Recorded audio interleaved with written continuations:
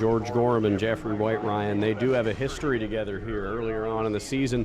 Some heated words exchanged between the two of them after a feature race, so putting them side by side could definitely be an interesting pairing to start this one off. That's right. It's always interesting when the rivals start side by side. But hey, it's just a heat race. 8 laps. Let's get it in the books. Let's see how they do. Here we go. Green flag is out. Our first race lap of the night is underway. Jeffrey White on the bottom. George Gorham on the outside into turn 1. Gorham on the high side's got the advantage off the corner. Gorham is going to clear White by now by about a truck length. Here comes Maria Martins on the outside in the running for second. They're going to go through 3 and 4, door-to-door for second position. George Gorham out in front. Gorham, oh, and Martins into the wall. Maria Martins climbs the concrete off turn number 4. She hangs onto it, but we'll see how bad the damage is as we go down the back straightaway. A lot of smoke out of the 07 machine. George Gorham about a 2 truck length lead over Jeffrey White, about 3 between him and Maria Martins, who still smoking on the exit of turn number 4. Becca Monopoly to now challenge for that 3rd position as Martins could be in trouble early on. Martins with smoke rolling off that right front fender. She was up inside that wheel well earlier today working on it. Now that bounce off the wall is not going to help that cause as Becca Monopoly files down to the inside. Monopoly in the blue 59 moves up to the 3rd position. All behind point leader George going a lot of smoke now to Martins. Oh, that car is loose, big loose. Something might be broke on the 07. There she goes. The 07 into the wall, turn number 1. The caution is out. Hard hit into the back of that truck for Maria Martins in the 07. Last year's Truck Series champion, hard into the wall early on tonight. Heartbreaker there for Maria Martins. Had a great run last time out. And Zach, you could see that truck getting way loose up off the corner there in turn 4, and before she knew what was going on, turn 1 was upon her, and around it goes. You know, Zach, we got some goodies up here to give away. I'll make you a deal, because we got snow cones and we got stuffed animals. I'll take the stuffed animals to the top of the roof if you want to go pass out some snow cones. I would absolutely love to pass out some snow cones. I got a pocket full of free snow cone tickets for all you young race fans out there who'd like to enjoy something cool on this warm summer evening.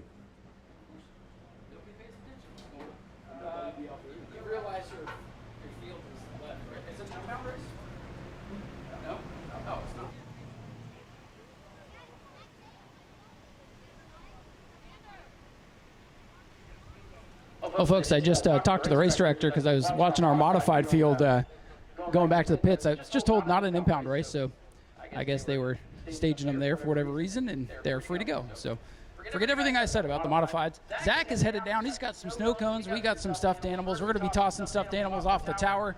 So heads up, it's going to be raining animals. All right, let me see. Where's some youngsters? I see some down this way. Got some big old stuffed animals coming down. It's not going to hurt too bad. Here you go, young man. I see you. Ready? Here you go. Almost got to you. You guys on the front straightaway, way down there. Here we go. Let's see if I can get there. Oh, he almost caught it. Here you go, young lady. You're up. Ready? Curveball. Oh, he almost got it on the racetrack. I would have been fired, too. You go ahead and toss him if you want. Go ahead. No, you don't want to? That's all right. All right, I got a couple more we'll toss. Where's some more? Here's some kids right here, front and center. Here you go, guys. Big old pink thing coming at you. Almost caught it. Here's another one. Ready? Here you go, young lady. Oh, almost got it. You guys right there in the breezeway. Here you go. That's the last one I got for now. Oh, I almost got the guy with the beer. I gave away a lot of snow cones to a lot of great young fans down there. Still got a couple more to give away later on tonight, but I'm excited to get back to racing action. Me too, and hopefully we can get some clean laps in here tonight after what's been a rough start for the Ashley Holmes Jacks trucks. I want to thank all you fans for coming out here tonight. We know it's warm out there tonight, but that just means the action on the racetrack is going to be even hotter. Got 6 of these trucks remaining headed down the back straightaway. We're coming to green this next time by, 3 laps down. And we are ready to go back racing. It'll be Becca Monopoly now on the front row after the choose with George Gorham alongside. And we are ready to go back to racing. They are going through the gears. Green flag is in the air. George Gorham on the outside as Becca Monopoly is now getting the shove from last week's winner, Kenny Gibson, in truck number 23. Gorham the last couple of weeks had to start way out back because the most recent winner goes to the back tonight. That'll be truck 23, Kenny Gibson. Gorham trying to earn a premium starting spot with a good run in the heat race. Here comes Gorham back down the line. Complete, 4 to go. George Gorham about a 2 truck length lead going through turn number 2. Side by side now for second is Jeffrey White. Here comes Kenny Gibson now on the inside trying to push it to 3 wide. He thought about it. He didn't quite make it, but still side by side between Monopoly for second with White. And we're talking about rivals. The 59 and 41 had quite the rivalry a few years back, and now they're side by side. Monopoly's loose on the inside of the racetrack. Gorham has gone out front, but the racing from second on back is great right now. Kenny Gibson once again thinking about making a look there to take that 3 wide, but does not take that look. But here he goes, trying it again down the front straightaway. 3 wide for second, going into turn 1. No! Wow, And Zach, I don't know how that wasn't a big wreck. Good save for Jeffrey White. Jeffrey White barely hangs on to it. Now Kenny Gibson challenging for that second position. Monopoly falls back to 4th, and they are 3 wide again in turn number 4. Everybody bouncing off each other, and everybody hangs on to it. And here comes LeBeau in the white 16. Dylan LeBeau back in the mix in the white truck. Boy, the battle's on for second, and Jeffrey White looks like he is on dirt as he slides up to the wall in turn 2. Jeffrey White slides up around, but it is all George Gorham coming through 3 and 4 for the final time. He'll get the win in heat race number 1. Kenny Gibson's going to come home second. Becca Monopoly third. Jeffrey White 4th, and in 5th is Dylan LeBeau in the 16. Well, ladies and gentlemen, there you go. That's a little preview of what's in store later tonight with that 25-lap main event. That is what's made the Ashley Holmes Jacks one of the premier divisions here at the new Smyrna Speedway. They are going to get a lot of races here next year as one of the top build classes in 2026. And right there's just a little preview of why. Place your bets. A lot of good trucks stacked through heat number 2. A couple of the rookie contenders, including our top rookie, Grayson Greaves, in the 05. I think Grayson's on the verge of breaking out here, Zach. I wouldn't be surprised if he's in victory lane before the end of the year. I think so. That 05's been bad fast, just hasn't had enough to get a full run together, but I'm with you on that one, Ryan. I think we see the 05 in victory lane before this season is out. Another driver making gains each and every week, 24, Dalton Smith, but he's got some fast trucks in front of him in that blue and pink car. So here we go. Ashley Holmes Jacks trucks set for green. Heat number 2 is underway. And a stack up here on the front straightaway.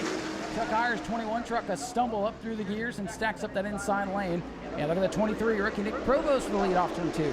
Provost and Chastain side by side down the back straightaway, side by side again through 3. It's Provost with the advantage, but here comes Chastain sliding down on the bottom groove with some help from Nolan Mesa. He'll take the lead back as they hit the stripe. Side by side for second. The rookie had his nose out in clean air for a moment, but now back to third as Nolan Mesa's 28 truck up into the mix. As Chuck Ayers gets a little loose off turn number 2, here comes Dalton Smith in the 24. That 24 truck seems to be tuned up pretty good so far. Nolan Mesa in second position, making a little bit of a dent in JT Chastain's lead. He's closed the gap by about a truck length, but right now the big battle is for 4th. Chuck Ayers and Dalton Smith side by side, but now Ayers falling back again on the backstretch.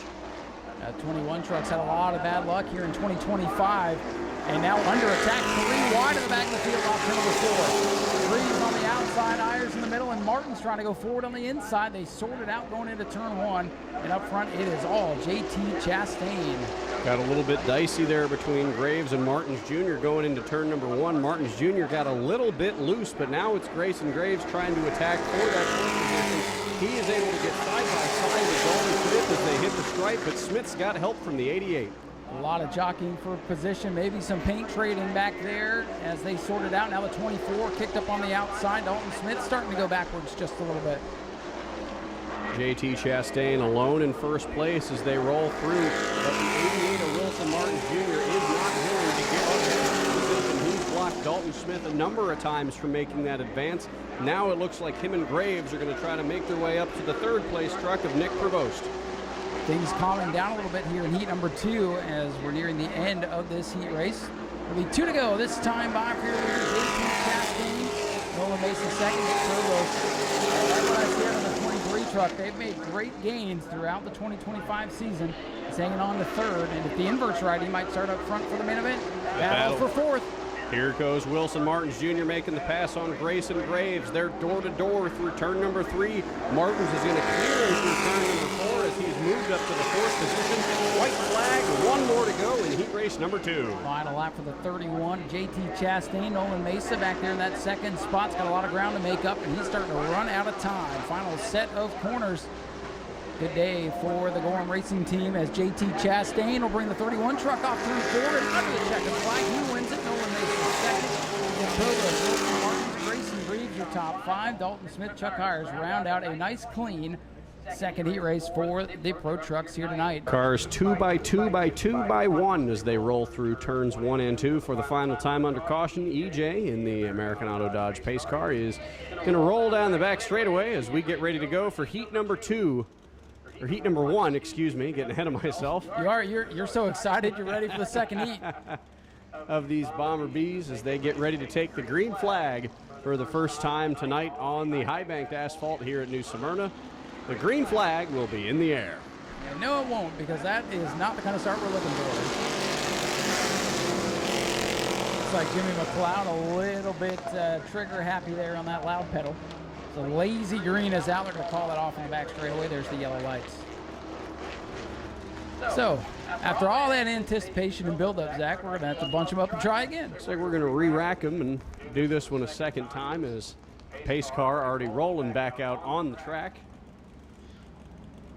That 45 car, Travis Sukup, got loose almost up into the wall there on the back straightaway, so good to see no damage to that 45 car on a bit of a false start, if you will, that we had here.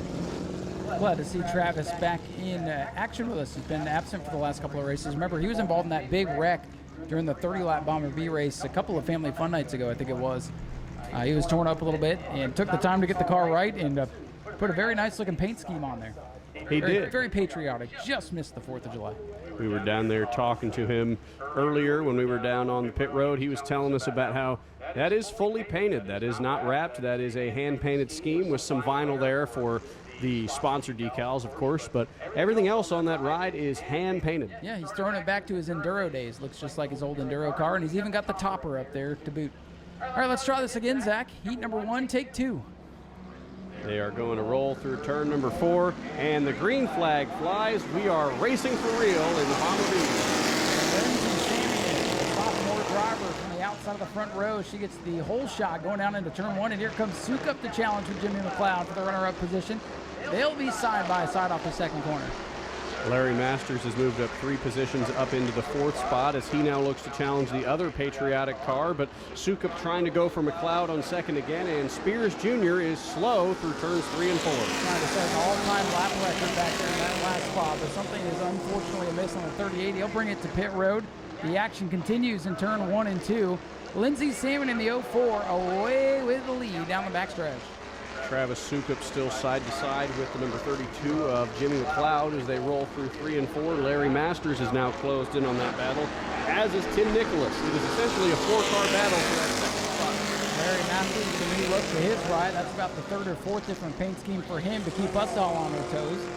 And he's trying to follow the other patriotic car around, the 45 Travis Sukup, but the 77 pushes up towards the wall. So side by side for second. Lindsey Salmon away with the lead in her Crown Vic. She's got, what did you say, Zach, about 8 car lengths?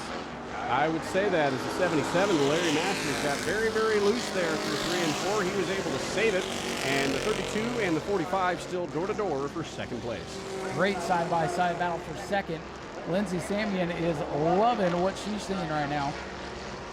They're going to get the cross flags from Tyler this next time by. We are halfway done, halfway to go in heat number 1 as the battle for second continues on. They're still door-to-door, Ryan. It's been 4 laps, and these two will not give up.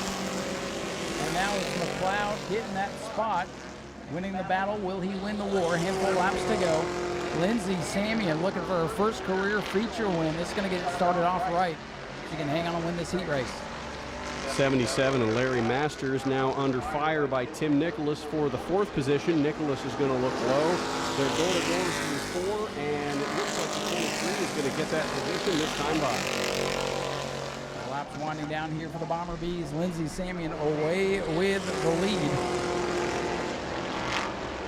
It'll be popsicle sticks from Tyler this next time by. It'll be 2 laps to go. Lindsey Samian showing the way up at the front, but here comes Travis Sukup trying to make another run for the second position.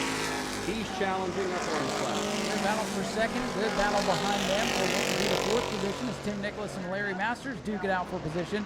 Sukup all over the back bumper of McLeod, going to try to get a run here off to number 2. McLeod is loose in car number 32. Here comes the patriotic number 45 for Travis Sukup looking to the inside. That's going to be the battle as Lindsey Samian will get the white flag, this time by 1 lap to go. Samian alone in first place. The battle currently on the track is for the 4th position between Masters and Nicholas. Sukup is tucked back in line behind McLeod for 3rd as they roll down the backstretch. Half a lap to go.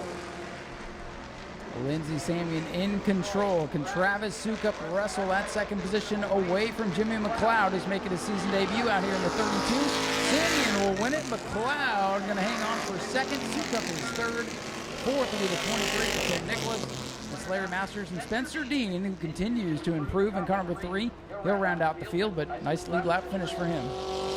And that'll wrap up heat race number 1. Anyway, I digress. We're getting ready to go racing. Looks like the 99 of Taurus has made it back to the pits. Not going to make the call here for the heat. Same with the 69. So down to 6 here for this heat race. Jason Scrover, last year's champion, on the pole. Zach Curtis pushing him. Green flag is out. Heat number 2 for the Bomber Bees. 8 laps for these guys. Scrover is going to be up at the front. He takes a 1-car length lead immediately at the drop of the green. And it's a 3-car battle for that second position between Kitty Coleman, Zach Curtis, and the X car of Dustin Higdon. But here comes Curtis. He found a groove on the backstretch. It's like a good old-fashioned throwback race. All the veterans out here in the top 5. Hyndman, Curtis, Higdon all racing in the same heat race. That's bad news for the rest of the field. Here comes Zach Curtis. It's maroon here this weekend, and it's fast. He's got the top spot away from last year's champ, Jason Scrover. And the lead is now 1 car length down the back straightaway. Now make it 2. Scrover in the second position. Dustin Higdon 3rd, strung all the way out. Single file is the 09 car, Tom Cummins. A little bit slow there on the back straightaway. Yeah, first time out for the 09, a little bit of smoke trailing. Just trying to feel that car out, get comfortable with it. Up front, though, the top 5 scooting away. William Hyman, no practice here today. That team got here a little after 5:30 or so no practice for them. They used the heat to get some heat in the car, some heat in the drivers. And that should be no problem on a night like this. Zach Curtis, your leader, as they come down the stretch.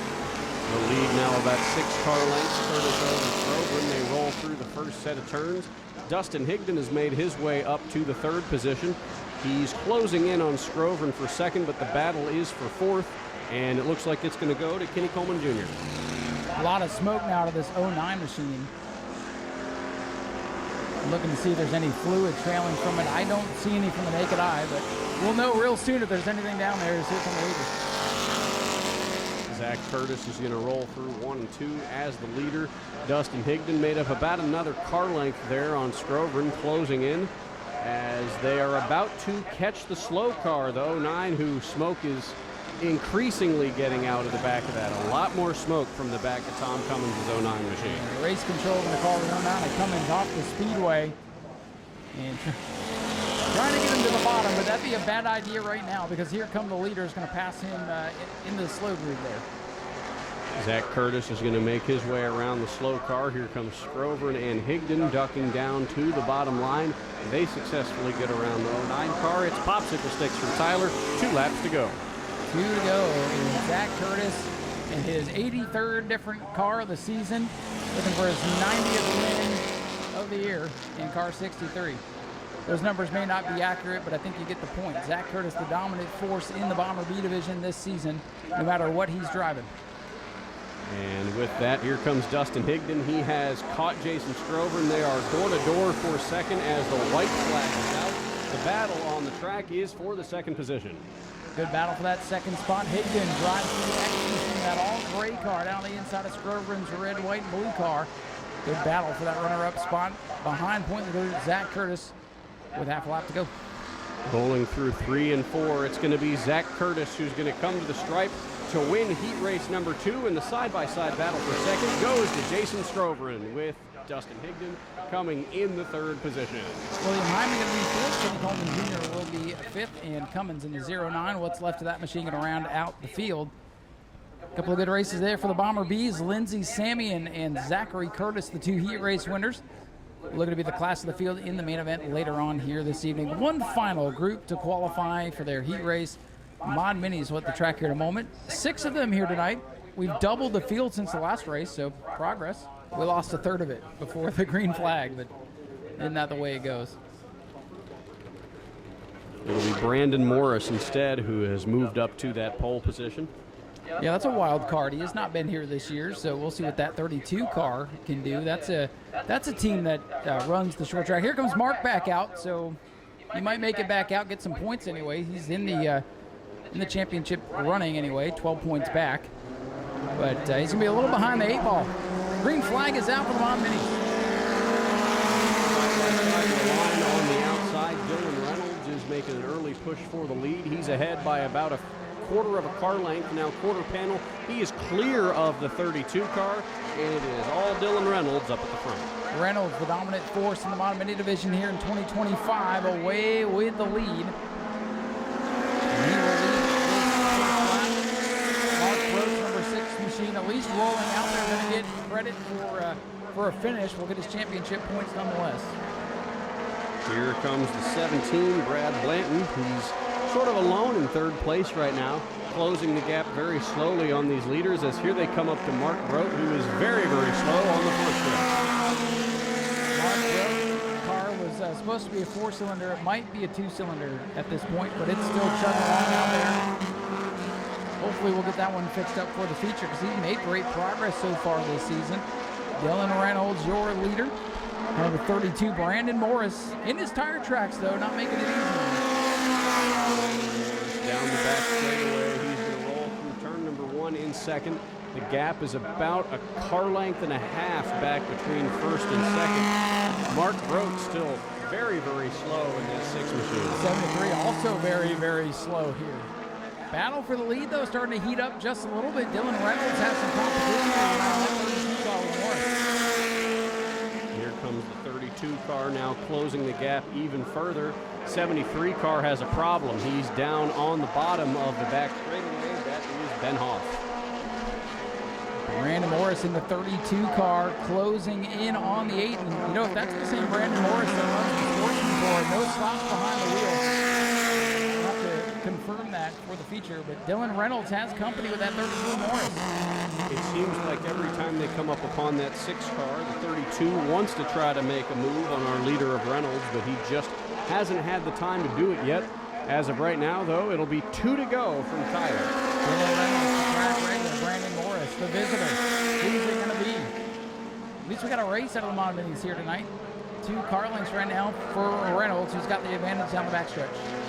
They're going to roll through 3 and 4 for the final time. He's going to get one last attempt at the lead, but Morris won't be able to get there. It's Dylan Reynolds who's going to come home with the heat race. Excuse me, I called that early. We still got one more lap of racing, Zach's folks. trying to predict the future up here with 1 lap to go. Morris trying to make him look silly, though, in the car number 32. Dylan Reynolds in the 8. It's tough when the scoreboard's not working, though, Zach. It is a little bit.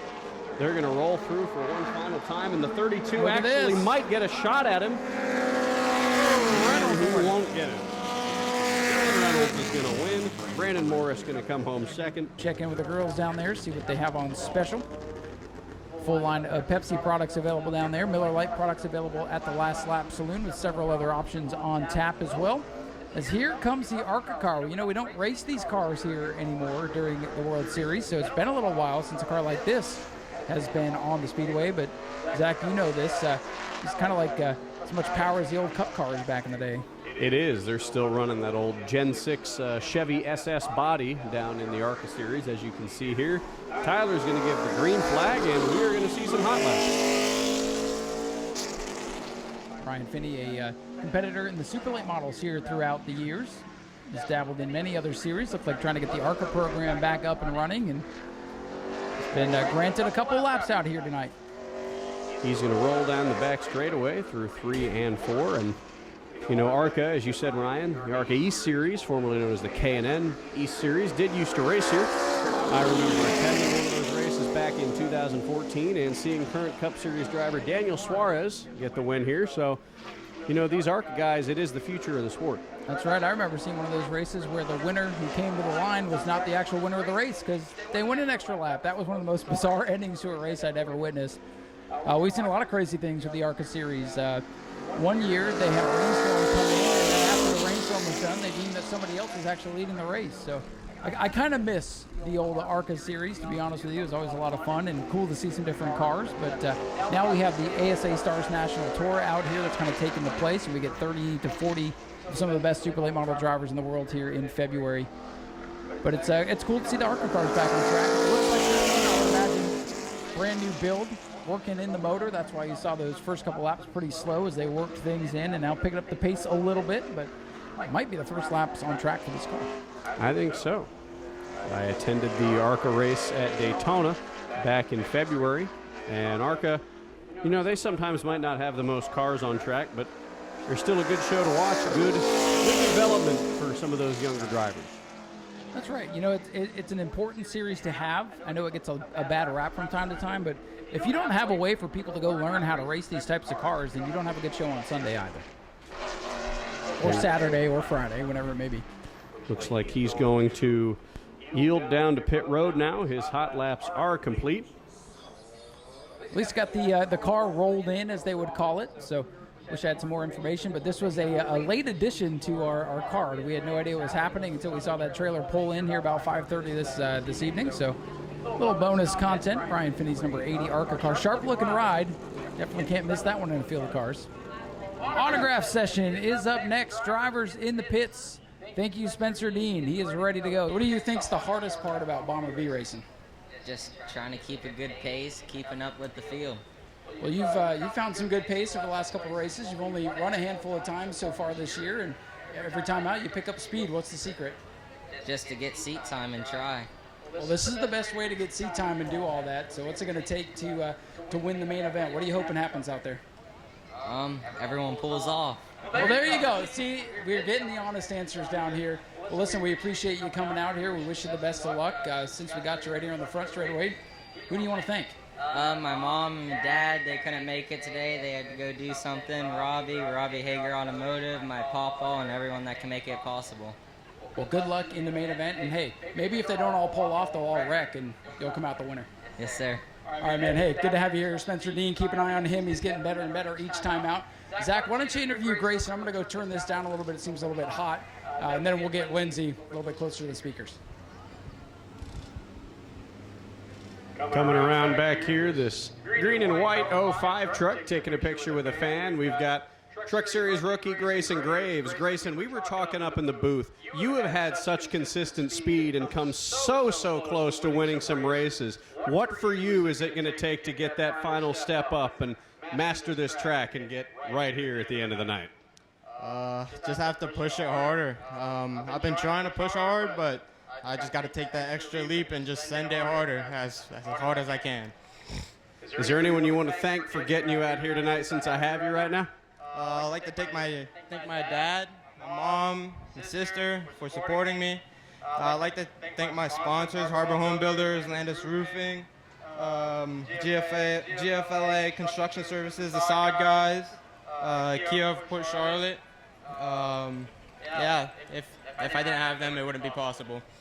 Well, you're about halfway now through your rookie season. Is there anything specific that you've learned with driving trucks and the way that they handle out here? Just gotta go. Just gotta go. All right, well, Grayson, we wish you the best of luck, and hopefully we'll be talking to you later tonight.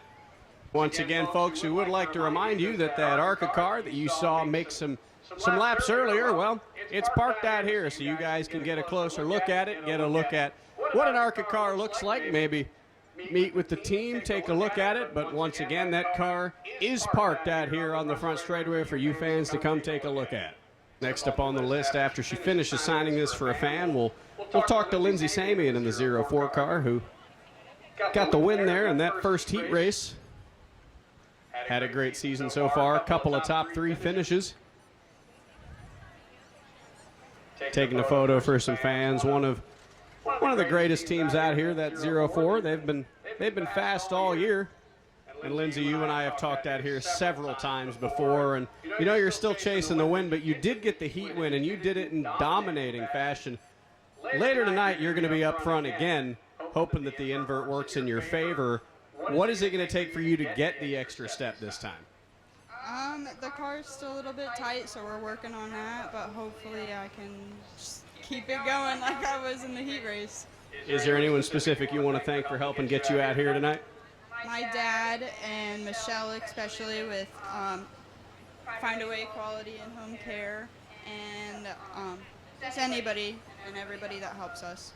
Well, we appreciate you coming out here each and every week. Hopefully we'll be talking to you later tonight. Lindsay Samian in the 04 car. Heat 1 winner for the Bomber Bees. We will catch back up with Ryan.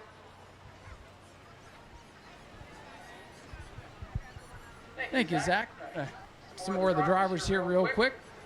Let's talk to one of our Mod Mini drivers, Mr. Brad Bland. Brad, good to have you out here as always. How's the old hot rod going tonight? It's a little tight, but I'll make an adjustment, and we'll see if I can catch up to those fellas. They were real fast, and so we'll see. That 8 car's been tough all season, and then old Brandon Morris shows up, one of the top drivers in the sportsman division at Auburndale, and now he's here, so you got to worry about 2 other fast cars, and it's got to be tough only racing about once every 6 weeks or so to keep the car tuned up. Yeah, he's a great driver, and also he's in great equipment. So when Buttram comes, you know, he's got good stuff. So we'll see what we can do. So I want to ask you a question. You're a very charismatic guy, and you have a very fun thing that you do when you're not racing. What's your day job? What are you doing during the week? I'm a school teacher. School teacher. What subject? I teach social studies. Social studies. That's a very important thing to teach to the youngsters. What's like the core thing they all need to learn? I've got AP government and I've got government, and I think really main thing that you want to know is that how everything works, because at some point you're going to have some sort of intersection in your life, and if you have some kind of idea, then you at least know where to get started. But if you just say, oh, when am I ever going to need to know this, it's too late. I agree, because I didn't pay attention to that subject and I had to figure it out on my own. So listen, we appreciate what you do here at the track and what you do for the kids. Thank you. I appreciate you. Brad Blanton, driver the 17 Mod Mini. We'll see what he can do in the feature. Turn it back over to see who he's going to find. Well, we don't have to look too far to find the next driver we're going to interview. We will walk on down here and talk to the Watermelon Man, driver of the number 31 truck, JT Chastain. And JT, you got that heat race win in very dominating fashion, couple truck lengths back to second place. But Ryan and I were talking earlier, a couple weeks ago, you had that race in the bag before some incidents handed that over to George Gorham. What do you think it's going to take for you to turn your luck around, and how's the truck been handling tonight?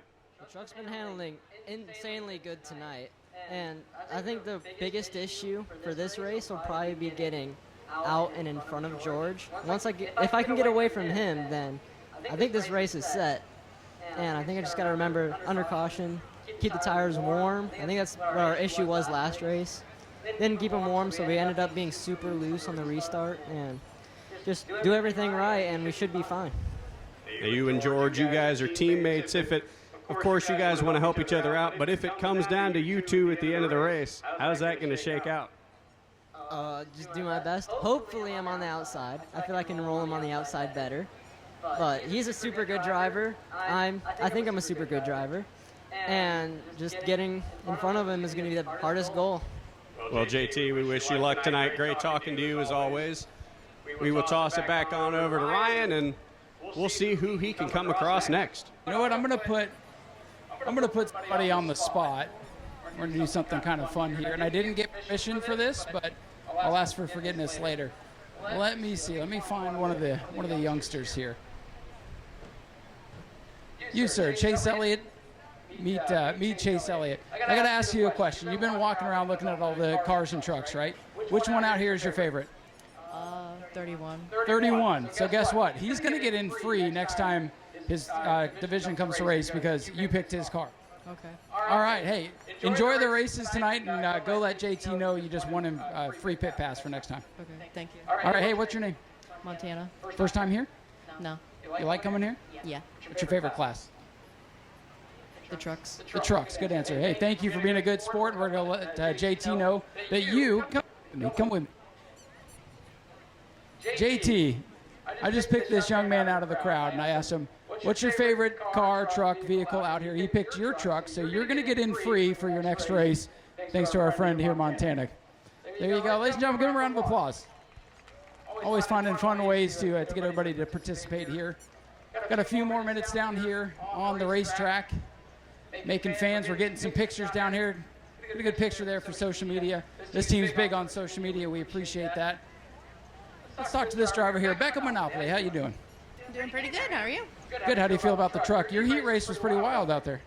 It was very entertaining, I'm sure, for the fans. It was very entertaining, but I was also worried that we wouldn't have anybody left. It was just a heat race. We'll see how it goes later. I also heard when the ARCA car was coming, I knew nothing about it, and then I'm like, oh, is this Becca's ARCA car? It's not, but I'll segue into how are you enjoying the ARCA side of things this year? I'm enjoying it very much. We are progressing every time we hit the track. We finally got our first top 10 qualifying last time, and we've finished 8th, our best this year, and we'll race next weekend at IRP, and hopefully just keep moving up. Well, we will all be watching that. What's the most favorite track that you've raced at in the ARCA car so far? It's between Five Flags and Nashville. They're really cool tracks. So you like the old worn-out tracks? Pretty much. Never been to Five Flags, and we finally got the chance. We actually got to take the truck up there the night before the ARCA race and get some laps up there, and I wish it was a lot closer and we can go there more often, but it was a really cool track. Well, I think this old surface has helped you prepare for that, and we wish you good luck in IRP. Thank you. Becca Monopoly, truck number 59. We'll watch her in a little while for the trucks, and we'll toss it over to Zach, see who he's going to go find. Well, we'll walk on down the line a little bit further here, talk to the other half of that team, George Gorham. You are the current points leader, the most dominant force in this season so far, and you won that heat race by a country mile. How has this season been for you in pursuit of this title? You know, the truck's been awesome. We've put a lot of hours in these trucks, and it's nice to have two trucks because we can try different things and get ahead of the game. You know, it's tough. These guys and girls like Becca and Gregson, they're all fast and they're getting better every weekend. You know, at first part of the year we had a good extensive time lead there, and all these people are catching up to us, so we got to get some homework done and get a little faster. You know, Becca comes here, she's always strong everywhere she races. You know, JT's getting better and better. Gregson's getting up there too. You know, and then you got the 41, you got the 23. Everybody's just fast. You know, it's just the way New Smyrna does it. When you win, you got to start in the rear, and it's hard to come from the rear in 25 laps. It's hats off to New Smyrna. I mean, the fans out here are amazing. You know, you guys are doing a heck of a job keeping the stands packed, and I really appreciate it. It's good to have people to race in front of. One other thing, you are currently also second in the super late model points. Do you find any difference between the way the truck handles here and the way your super late model handles here? Yeah, we struggle, man. I ain't gonna lie. This is not one of our places for a super. I haven't won a super race here yet. We've been here many times. I finished second in the Governor's Cup. I won the Governor's Cup and got thrown out in Tech, which that was quite some time ago. But we're going to keep coming here until we get this place figured out in the super and try to get Brad May backed off his points champion for all the last years. I don't know how many years he's won in a row, but I'd like to knock him off that pedestal if I could. You know, it's a hard car to outrun. And we're going to see. We bought a new car. We bought a Fury car, which is what Brad runs here. And we brought it last time we had motor problems. So we'll see what happens. You know, the Blackburn Chevrolet has been fast. Even in the truck, you just can't. You just got to keep digging. Can't stay at home and sleep and play around. You got to keep working to get faster. Well, George, best of luck to you tonight. Sure, we'll be talking to you later on, and we will toss it on back to Ryan. All right, folks, we're going to do one more driver interview here, then we're going to start clearing the racetrack, get ready to go feature racing here tonight. Caught up with Dylan LeBeau, jack of all trades. You've been racing all kinds of things, and back behind the wheel of a pro truck. How's it feel? Feels good. Pretty aggressive just for a heat race, but hopefully they tone down a little bit for the feature. But we feel pretty good. We kind of sucked in practice and threw a lot of stuff at it, so we're getting it better, and hopefully we're a lot better for the feature. So you've driven, let's see, E-mods, pro trucks, late models, sportsmen. So all of those are very different cars. What's been your favorite one so far? Bomber A. Oh, I missed one. Dang it. Bomber A is your favorite? Before the 24-second thing, I drove one, and that was probably the most fun I've ever had in a race car. Because front-wheel drive, you just turn it and hit the gas, and it goes whichever direction you want. See, and now you folks know why I tell you to go get one of those things and have some fun. So not a fan of the 24-second rule. Not really. We're going to bring it to the truck race, and I know, I'm just kidding. Just kidding. That's all right. We'll figure it out one way or another. I think you would all break out by lap 1 anyway. Probably. Well, sir, we wish you the best of luck. Always good to see you out here. What's the plans for the rest of the year? Because, like I said, you guys have been doing a little bit of everything. Yeah, just keep racing when we can. Obviously still driving for Rick Harris. Unfortunately, our points kind of went downhill after we blew that motor up, but we're going to keep trying to get that one better and maybe make a bid for it next year. Dylan, good luck in the feature. Keep the truck clean because, like you said, it did get wild out there. Yes, sir. Thank you. All right, that's Dylan LeBeau, driver of the white number 16 here tonight. And again, at this time, we're going to ask everybody to start clearing the front straightaway. Drivers, you can prepare to mosey on back to the pits here in just a few minutes. Zach and I are going to head back up top side and get ready for opening ceremony so we can go feature racing. The fans can make their way back up. Drivers, prepare to make your way back to the pits. And again, we thank everybody for being here, all of the drivers that did come down to participate for the autograph session. We appreciate you. And more importantly, the fans do as well. So we're heading back up top side. We'll get this show on the road.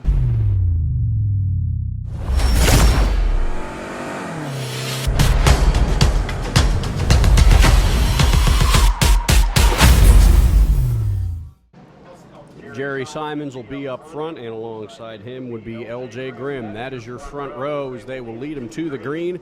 And there goes EJ gunning the throttle on the pace car. Ryan, that means we are about half a lap from green flag racing. Let's see what's going to happen. Jerry Simons, the veteran, comes in as the favorite. LJ Grimm, the wild card favorite, up on the outside. A couple of drivers up from the E-Mods back there in row 2. Then the point leader in the backup car in the final rows. The double greens are out on the front. Let's see who's going to make it to the finish. Side by side for the lead in turn 1. Grimm and Simons almost identical through turns 1 and 2. Simons has get the advantage on the back straightaway. He won't quite clear LJ Grimm, but he will as they enter turn 3. Jerry Simons with the lead, and here comes Grimm again on the rear corner pin. Start of the regular season at a really fast race car out here in limited starts last year. Had it all go up in smoke at the Florida Governor's Cup last November. And they've got that one back together, looking quick here tonight, trying to stay with Jerry Simons, who can get around this place with his eyes closed.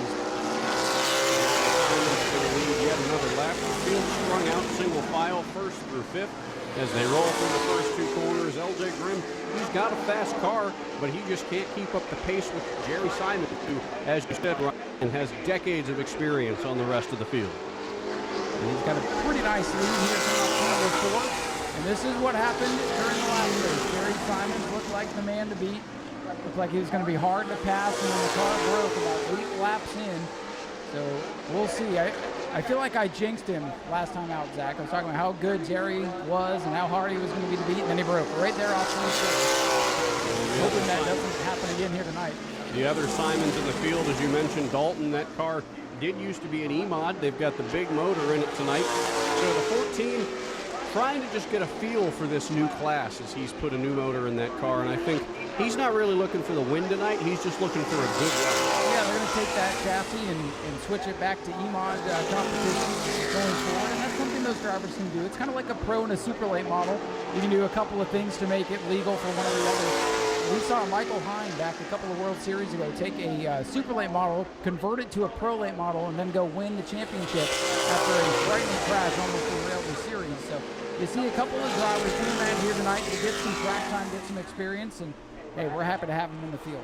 We are. It's always great to have a good field of cars show up on a Saturday night as the leaders roll through turns 3 and 4.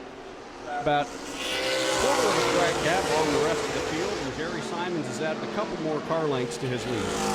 Simons leads the car to these 35 lap races around here are a long ways. All the other classes doing 25 laps. So you just never know what's going to happen. Good corner there for LJ Grimm. That 72, if they've got it set up for the long run, could come into play. Well, looks like here in a couple laps, Alan Bruns is going to come into play. The slow car, the number 16. He's in 3 and 4 as the leaders are just now entering them. I think in a couple laps they're going to catch him, and that could be LJ Grimm's time to strike.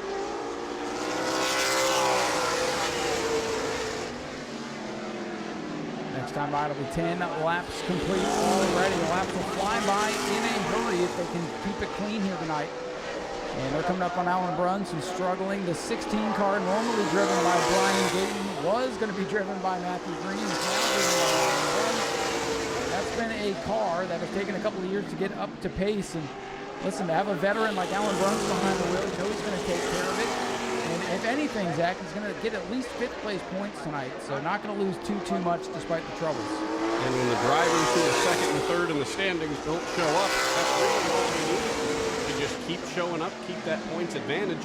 But I think you were right about one thing, and that's that LJ Grimm's. Oh, and Alan Bruns is blowing up down the back straightaway. Announcer jinx in full effect for the 2nd straight modified race as Alan Bruns has a 2nd car go kaputs on him. Unbelievable. The point leader now. Here's where it gets interesting, Zach. If he's unable to start race number 2, he's going to lose a chunk of points to Jerry Simons. So just when we were thinking Bruns was going to salvage something tonight, he's got to find a way to get that car to roll for race number 2 to get points. Wow. He is crawling down pit road. That number 16 car is barely moving.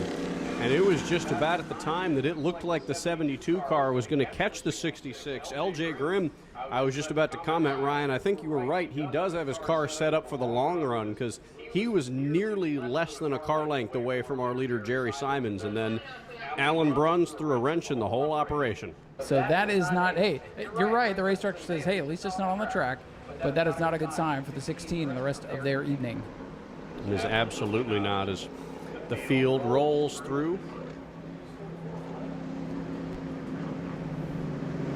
turns 3 and 4. It looks like we lost the 72 car. There he is. He's on the backstretch, getting back up to speed. Sparkle Bright Pools Choose Zone going to open up. Don't forget, drivers can select which lane they want to restart. When you see the 66, Jerry Simons, he'll choose the outside groove. That'll put the 72 machine of LJ Grimm down on his inside. Those two, class of the field. We know the other one's trying to gain experience here tonight, maybe hoping the door will open for them to take advantage of some others' misfortune. Well, let's see what's going to happen here. With 24 laps to go. Again, we apologize. Scoreboard was struck by lightning, so it is not in operation, but there are 24 laps to go. We'll try to keep you abreast here throughout the show.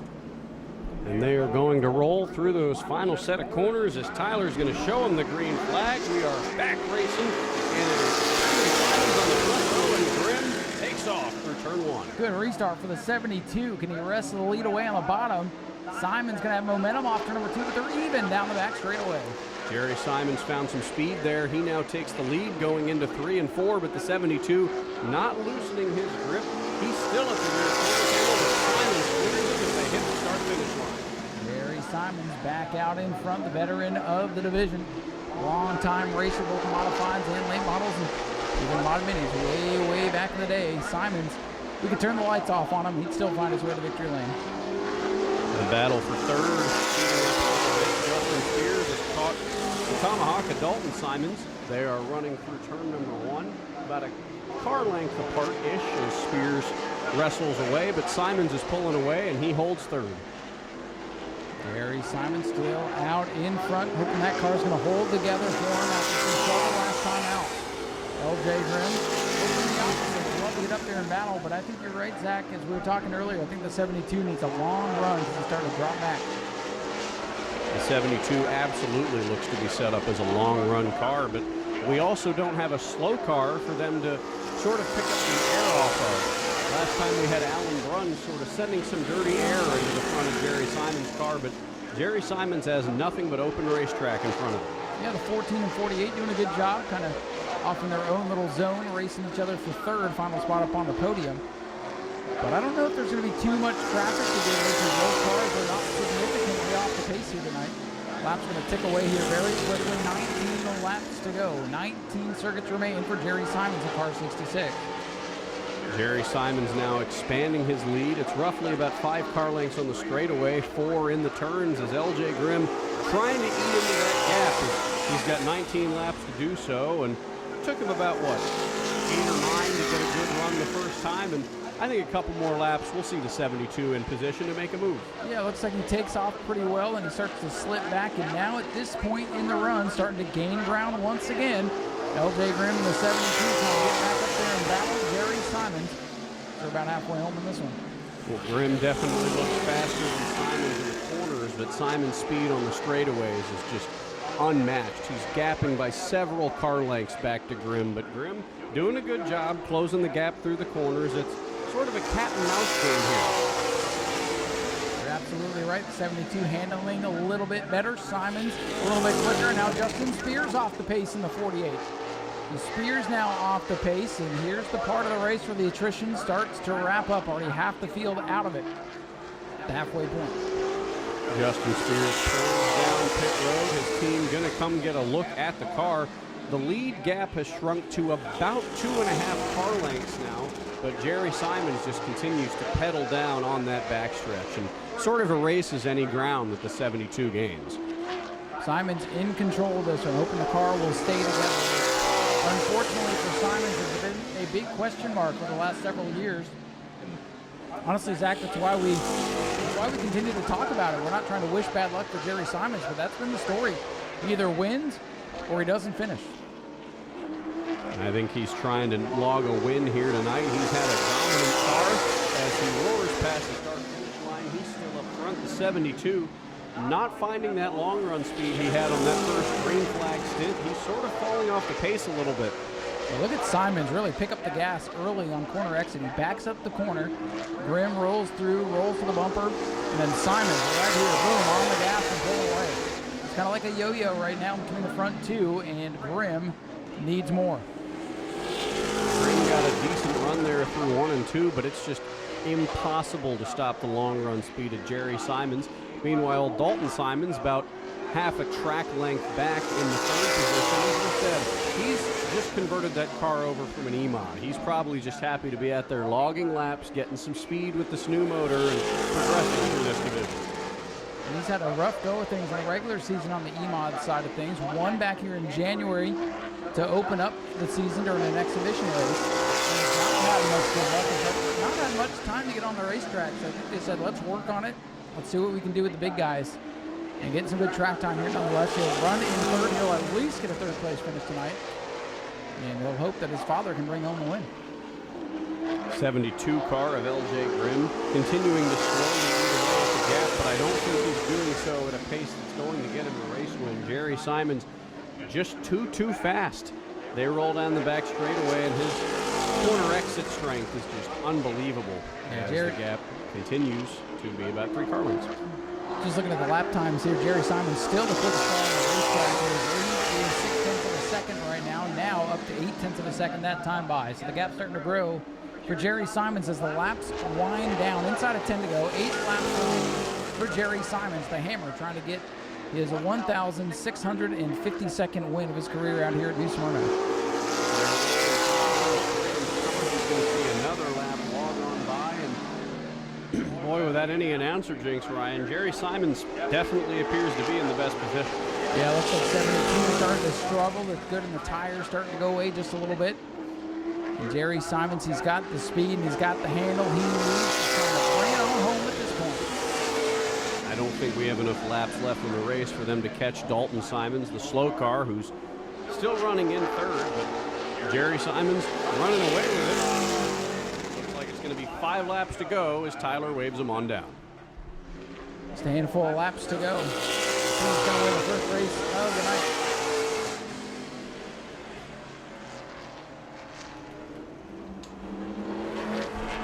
Jerry Simons in the 66 car. Doesn't have that lead. LJ Grimm at this point, he might be trying to save his stuff for race number 2. They got to use the same tires in that second race, so LJ might be kind of letting this one go a little bit to see if he can save anything. He'll have a little bit better track position at the start of race 2 than Jerry Simons will at this point. But Simons in control has almost stretched that lead up to a straightaway. 1.9 seconds was the lead the last time by. 3 to go this time. Roll on through. It's Simons, Grimm, and Simons. It's unchanged. Running 1, 2, and 3. Jerry Simons looks like he's going to come home a winner, as Tyler's going to give him the popsicle sticks. 2 laps to go this time by as we start to see some of those trucks rolling onto pit road. 2 laps to go for the double 6. Jerry Simons, the hammer, really hammering it home here tonight. As long as that car makes it to the finish, they're not going to be able to wrestle it away from him. Simons coming into turn number 3. Into control, Grimm away is back. Here comes the hammer off turn number 4. He'll see the white flag. 1 lap to go for Jerry Simons. Jerry Simons hits his marks for one final time through turns 1 and 2. He'll go down the back straightaway where he, Ryan, has had the best car all day on that corner exit speed, and it looks like he's going to come through 3 and 4 to see the checkered flag and come home a winner. Jerry Simons in car number 66 wins the first feature event of the night. And the close it out on the points lead as LJ Graham comes home in second. And a good day for the Simons family as Dalton Simons in car number 14 will bring it off to number 4. And he will come home with a final spot on the podium. Chase, you should have got a modified tonight. It could have been 1, 2, 3 for the Simons family. We'll send it down trackside to Zach to grab a word with our winner, Jerry Simons. The patriarch of one of New Smyrna's most famous racing families, the winner of twin number 1, it is Jerry Simons in the car number 66.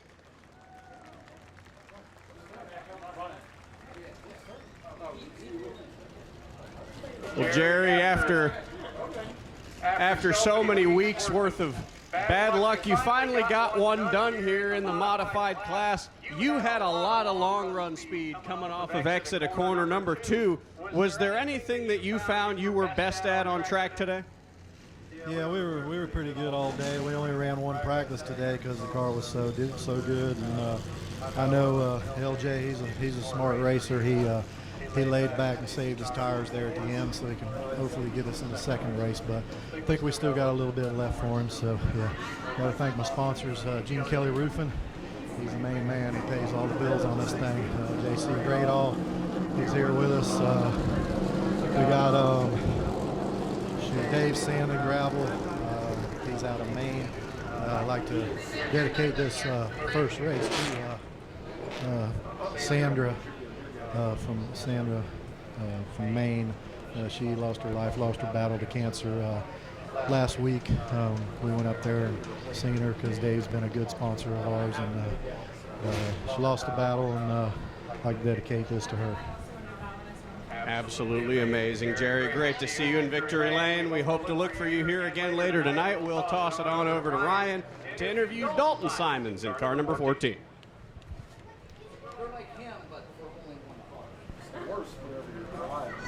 All right, we're with third place finisher, Dalton Simons.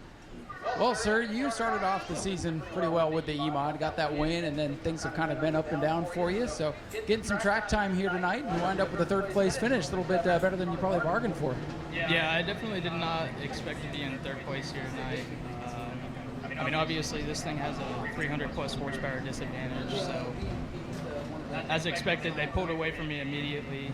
But I still had a lot of fun, and we kind of got a long run set up together, so we learned a little bit, so that's good. Well, with the way the season's kind of shaped out, the E-Mods, they've had bad luck with the rain and didn't have a lot of races at the beginning of the year. I'm sure you're just looking to get some good track time tonight. Yeah, I was definitely happy to get out here. And we didn't really have much work because we had the car put together from last week when the rain out was, so it was nice to just have to only work on his and come out, and I'm glad he got the win tonight, so that's good. We appreciate you coming out and adding to the field, and hey, your car's still running, so if anything else gets wild in the second one, we'll probably be talking to you again. Yeah, hopefully. Do you have anybody you want to thank? Yeah, I got to thank Ace Enterprises. We wouldn't be doing this right now if it wasn't for him, so huge thanks to him. And I got to thank SM Eagle Steel, McMillan Creek Ranch, The Very Paint and Body, Hoover Welding and Fabrication. Got to thank my dad, uncles, everyone getting everything put together to come out here and race. And yeah, I just like to thank everybody else that's come out here and, you know, contributed to the car and got it where it's at tonight. Well, thanks for being part of the show. Good luck in race number 2. Ladies and gentlemen, let's hear it for Dalton Simons. He brings it home in third, and we'll let him get in there with the family pictures. The entire family's down here now with Jim Jones, our official track photographer.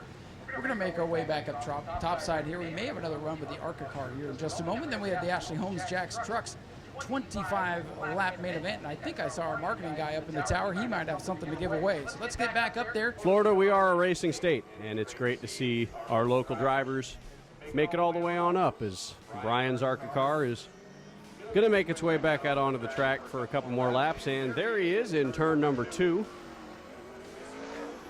Take a couple laps in that machine, that beautiful orange and blue machine. Car number 80. He's going to roll through turns 3 and 4, chased by EJ. As we'll see the car take a couple of laps.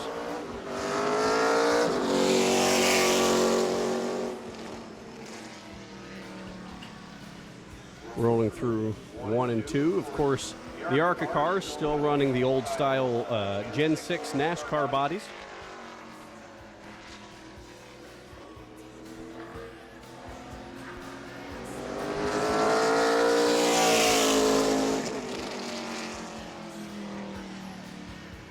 As he's going to roll through turns 1 and 2. Brian has been racing in the ARCA series since 2012. He is currently driving for his own team, Finney Racing, the number 80 car. Great to see local driver testing here at the local track. Appreciate you doing your research too during the break there, Zach. Good job. Again, Brian gets some hot laps as he tries to get this ARCA car wound up. He's going to pull off, and ladies and gentlemen, I believe it's time to go trucking. The Ashley Holmes Jack's Trucks main event is set to go. And how about that? 07 Maria Martin's on the grid after the heat race incident. You'll love to see it.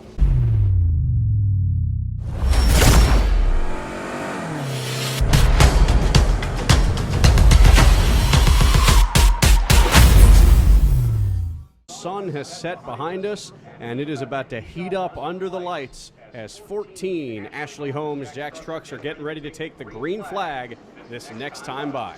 Business is about to pick up. Nolan Mason, the 28, Becca Monopoly in the 59 at the front of the field. And here they all come together, 14 strong into turn 3, ready to exit turn number 4. The stars of the Ashley Holmes Jack's Pro Truck Series come to double greens, and we're underway with 25 laps. Nolan Mesa immediately takes the jump out to the lead, being pushed by JT Chastain. It's a scuffle all the way at the back of the field, 3 wide deep in the pack. Becca Monopoly up outside, challenging for the lead. Well, we've seen a lot of races lost on the first lap. None of them have ever been won on this first lap, but they are racing like it's the last one at the line. Monopoly by a into turn 1. Mesa down on the bottom trying to get it back, and here comes Chastain in the 31. JT Chastain side by side for the second position. His teammate Gorham behind him. Chastain going to get the run on Nolan Mesa. They're side by side through turn number 4. Here comes the field side by side for that runner-up spot. The high side, Gorham, the black M5 machine around the outside of Nolan Mesa. Jeffrey White in tow in truck 41. And there's Dylan LeBeau, that white number 16. That truck kind of been quiet most of the day in his return to the trucks, but he's up in the mix with the heavy hitters. But it's Becca Monopoly, your leader, off turn 4. Nolan Mesa a little bit loose there on the end of turn number 4. He gives up that first position to Jeffrey White, but Becca Monopoly class of the field. JT Chastain and George Gorham round out the top 3, and almost sideways was Patrick Menninga, very loose in turn 2. A lot of action throughout the second half of the field, but the front half for now, single file, smartly getting some laps in here. Not trying to throw it all the way in the early going. Penny Gibson, the most recent winner, still stuck way in the back of the field. He's up to about the 12th spot here with nowhere to go as he's boxed in right now. Becca Monopoly has about a 4 truck length lead back on JT Chastain. The field single filing out now. Racing a little bit, except down there at the back of the field between the 223 trucks of Nick Prevost and Kenny Gibson. Gibson up 1 spot now, looking to set his sights on the 05 of Grayson Breeze. Maria Martin's in that damaged 07 vehicle, making a move on Nick Provost, who ran very well in the heat race. Now Dalton Smith and Patrick Menninga are side by side here on turn number 4. Good back on the wheel of the truck. George Gorham gave a great push there to JT Chastain, helping him close the gap for the lead. It's about down to 2 car lengths, but the battle now is just in the middle of the field for the 8th position. Grayson Graves and Dalton Smith, but here comes Gibson now in the mix. Gibson's big problem, Zach, is he's been boxed in all race long now. He's got 2 trucks side by side in front of him. He has top 5 speed, but he's got no track position to show it right now. And he's going to duck down on the inside. Doesn't take it 3 wide just yet like we saw him do in the heat race, but we know he's not afraid to do it if push comes to shove. And that truck into the wall. It's the 23 of Nick Prevost into the wall hard in turn number 3.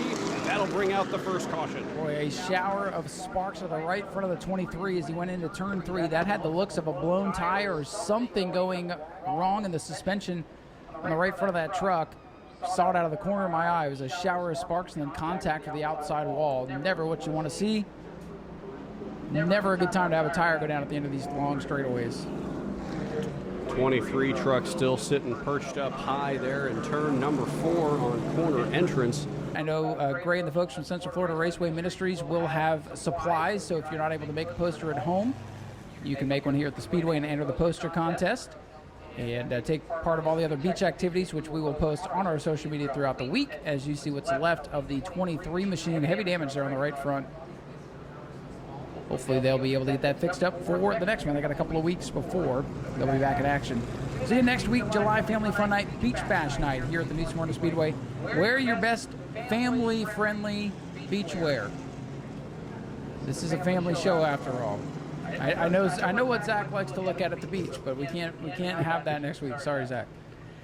I'm looking more paying attention at Nick Provost's 23 car. That race fan right that there. right front tire, is absolutely destroyed, and that is very clearly the tire that he had an issue with there in turn number 3. Back to Monopoly, going to look to the outside here for the restart. JT's going to go inside. George Gorham going to look to the outside, as is Jeffrey White. So Mesa and LeBeau going to fill in the inside. It's the rest of them. Fill the rest of the gap. Kenny Gibson most notably has taken that outside lane. He's going to have to work through the field again. He's not quite in the top 5 yet, but Becca Monopoly, JT Chastain, Nolan Mesa, who according to our Race Monitor app, he is the fastest truck on track right now. So that could be something to watch as that 28 machine. The pace car ducks down to pit road. The green flag is back in the air. Here we go. Becca Monopoly, her leader on the gas. Outside. A lot of pushing and shoving down the front straightaway as they go into turn 1. Monopoly in the blue truck out by herself with Chastain trying to hang on the bottom. Chastain getting a good launch. 3 trucks under a blanket as they head into the third corner. Chastain ducks down low. He doesn't quite get the advantage. He's a little bit loose on 4. Here comes Gorham to give him a push. Side by side the line, still Becca Monopoly.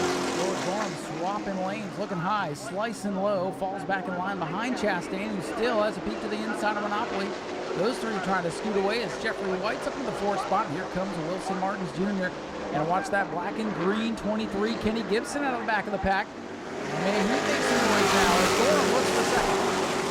Gorham is side by side with Chastain. He's going to take the low lane now coming through turn number 2, but JT Chastain might just have the faster truck as the 05 is taking it 3 wide. Here comes Gibson on the outside. He's going to take 7th away.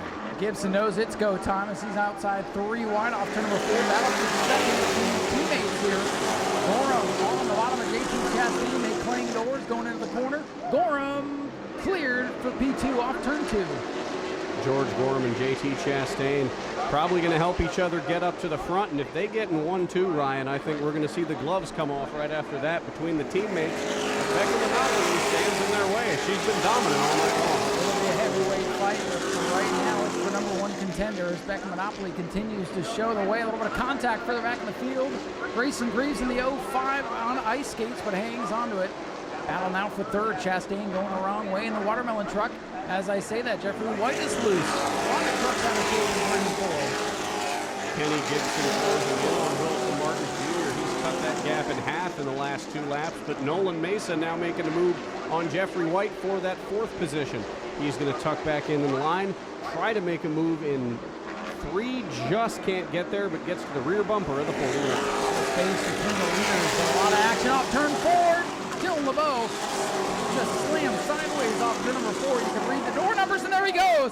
That truck is sent hard into the outside of the turn 1 wall. That was a wreck that started in turn 4 and finishes off in turn 1. And the debut for the white number 16 is not at all what they were looking for. And that will bring out the 2nd caution of the night on lap number 14. Hate to see that for Dylan. He's out of the truck. He's not happy. And he gets corralled there by the multi-purpose buggy. Mr. Ponder up on the buggy here tonight. Dylan LeBeau not happy, as you would expect, and I think he's got somebody to show his displeasure to, as you see him saying, "I am not your number 1 fan." Appears that was directed toward Grayson Graves, maybe? I believe that is correct. Dylan LeBeau, competitive truck out of the race. Happy to see him pop immediately out of that truck after the incident. And while we were looking at all that, Ryan, it seemed like George Gorham had actually kind of closed the gap for the lead. It was down to about 1 truck length between him and Becca Monopoly, but of course, this caution pushes the reset button on everybody in the field because now Gorham and Monopoly are going to be side by side. Yeah, George Gorham up there on the front row is not what the rest of the field wants to see, but you had to know he was going to get up there eventually, and he'll have his shot. How about Kenny Gibson, though, in the 23? Patiently has worked his way through about half the pack, so he'll restart somewhere in about 3rd or 4th row, depending on how the choose goes. I'm officially in the 8th position there in truck 23. Do you think Patrick is lobbying Dodge to let them drive one of their NASCAR trucks next year? Bringing that new Dodge back out. Glad to have Dodge back. Very, very glad to have Dodge back in NASCAR. Great to see. Hopefully they will make it up to the Cup Series in a couple of years. Great to see another manufacturer joining the ranks. I've missed Dodge for sure, definitely, as someone who cheers for Team Penske. Me too. You know the old adage, win on Sunday, buy on Monday. Well, that's what happened to me. I saw the Dodge Challenger in the Xfinity Series, and I said, I want one of those, and I bought one that I no longer have. Hopefully Patrick will be able to continue in the 16. And look at that, Dylan LeBeau able to drive what's left of the white number 16 back to the pits, like Dale Earnhardt climbing out and climbing back in. Maybe he'll go finish off the race. It looks like he is pulling onto pit road, so not making the turn into the garage. Ryan, I think Dylan's going to try to go back in and run this thing. Well, he's got his dad down there looking at it, the rest of the team down there. Gonna look at the back of the truck, see just how bad it is, maybe clearance the fenders, and go salvage something, you know? No quitting that team, gotta love it. Shades of Dale Earnhardt Sr. back in the 1997 Daytona 500. Exactly. Thank goodness he didn't go upside down, though. For those fans who don't know that reference, in the 1997 Daytona 500, Dale Earnhardt Sr. flipped on the back straightaway, pulled down to pit road, got out of his car, helped the team tape the rear deck lid back to the car, got it running, and rejoined the field.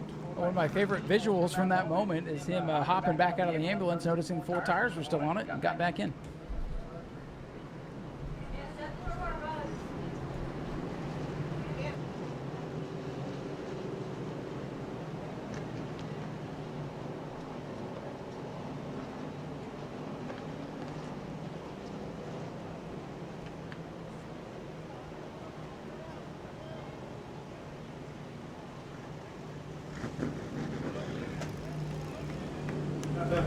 All right, so scorers getting the restart order in order. And how about that? Dylan LeBeau in the 16 going to go back out.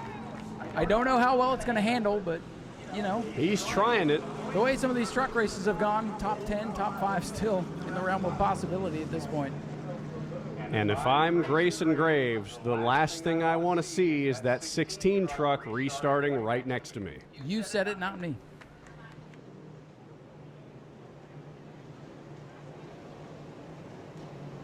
And some other housekeeping here, checking the race control. The 05 Grayson Graves has been penalized to the rear for the restart for the contact. And now the 16 is going to be restarting either directly behind him or alongside him. So this will be very interesting as we enter the choose zone. Monopoly chooses high, Gorham goes low, Chastain goes high, and the rest of the field sorts it out in tow. Watching that Kenny Gibson machine, he goes to the outside of the restart. So the outside row number 4 as they file in. Here we go, Zach. It's been a wild one thus far, and let's update you folks with the scoreboard still down here tonight. 11 laps to go. 11 to go. So it is go time here for the Ashley Holmes Jax Pro Trucks. Your leader on the outside groove, the blue 59 for Beck Monopoly. On the inside, point leader George Gorham. And it's Nolan Mason, JT Chastain, and Wilson Martin Jr. Your top 5. Here we go to the restart. Gorham not getting much to Beck Monopoly as they charge into turn 1.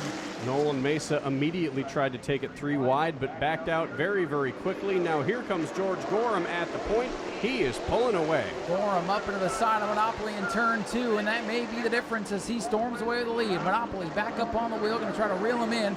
New leader with 10 to go. Gorham and Monopoly, and Gorham's teammate JT Chastain has just cleared Nolan Mesa for the third position and now sets his sights on second. Kenny Gibson loose off the second corner, gathers it back up, battle for position. Jeffrey White in the 41 pops out of line, but backs into the 5th position.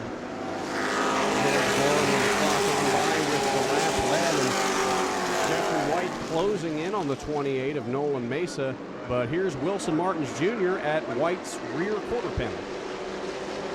A rather calm restart after the first couple of corners. Gorham using that inside lane to his advantage. And I think Becca Monopoly was a sitting duck there. If he could go on the outside, power down, off turn 2, takes the lead, give him the inside, he uses all the racetrack he wants. So Monopoly's going to have to get back up on the wheel and hope she can reel him back in. But laps ticking away with Gorham in front. It'll be 7 to go this time. Becca sent that hard into turn number 3 and closed the gap a little bit. George Gorham continuing his pace. Whoa! Contact, sorry, Zach. The 05 and 24 about hooked together here on the main straightaway in State Green. Grayson Graves making contact with everybody out there today as that 05 truck in cahoots with the 24 car. Up at the front of the field, it is still the 5, the 59, and the 31. There's the tail. As we run, it'll be 5 laps to go this next time by. Winding down, and that almost caution was what Becca Monopoly was hoping for, to get back up on the wheel and maybe return the favor on George Gorham. If the 59 can get there, the race is going to be on. Gorham getting a little bit loose in turn 4. 5 to go this time, lap 5. George Gorham and Becca Monopoly. Becca Monopoly gained a little bit of ground there, and Becca was actually 3/10 faster that last lap than George Gorham, so she's picking up the pace. JT Chastain, of course, holding down the fort in the 3rd position, and the rest of the top 5 still nose to tail. Sideways, that time Jeffrey White 41. That truck going in the wrong direction. Kenny Gibson still with nowhere to go. And how about Maria Martin, the 07, wrecked up in turn number 1 in the heat race, battling inside the top 10 with the last week's winner, Kenny Gibson. Up front, though, it's still George Gorham. Lap starting to wind down, but Becca Monopoly not going away. 3 to go this time by. George Gorham leading the way, as he always does at the end of these races. He's rolling through turn number 1. Becca closed the gap just a little bit there. George Gorham still about 2/10 faster that last time by, as they'll see the white flag from Tyler. Becca, or no, 2 to go.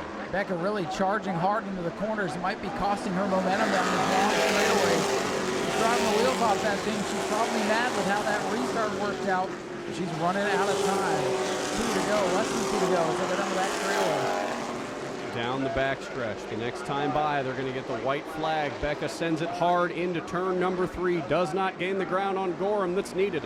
The white flag is in the air one more time around. Last lap in the field, pretty well in control. Just got to make it back around. Less than half a mile away. 25. George Gorham, a point leader, looking to continue his dominance out here in the 2025 season. Final charge for Monopoly. She's going to come up just short. Off the 4th corner, George Gorham Jr. goes back to victory lane. Monopoly is 2nd, 3rd for Chastain, and it's Mesa, White, Martin, Gibson, Martins, and trouble right here, main straightaway. Grayson Greaves across the finish line, and he saved it. There we go. Turn by the 24 car of Dalton Smith, and there's a tire. Oh, there we go. Is he going to finish the race? It did. The tire finishes the race. 15th place, Hoosier Tires. And we'll head down trackside.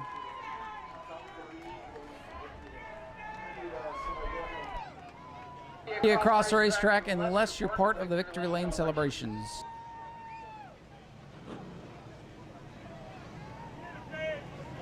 All right, so we'll head down trackside, grab a word with our top finishers after a wild ending to that race, but George Gorham in control of that one. George getting hooked here. Getting ready to climb out of this M5 machine. Yet another win here in the 2025 season. And ladies and gentlemen, here he comes. Let's hear it for your winner, George Gorham Jr. And George will once again continue to pad that point lead. It's been a stellar season for this team. This also means that the next race out, he'll start at the back of the field. And you saw how hard that is for Kenny Gibson to get up through tonight. But no problems for you, George Gorham, taking the lead on that restart. And honestly, I think wherever you would have been, inside or outside, you probably had the lane you needed. But took it on the inside. Congratulations on another win.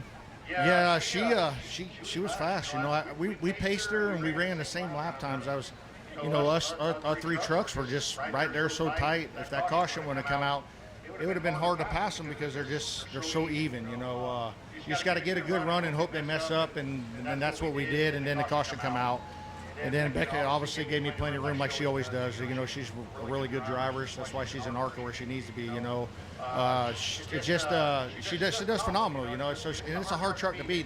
They're fast everywhere they go. So to outrun her is definitely not easy. JT's been flying. He had looked like he got a little free there, but we'll figure out that. We'll get a game plan together, and we'll go from there. This Blackburn Francisco Chevrolet Ace record thing is flying.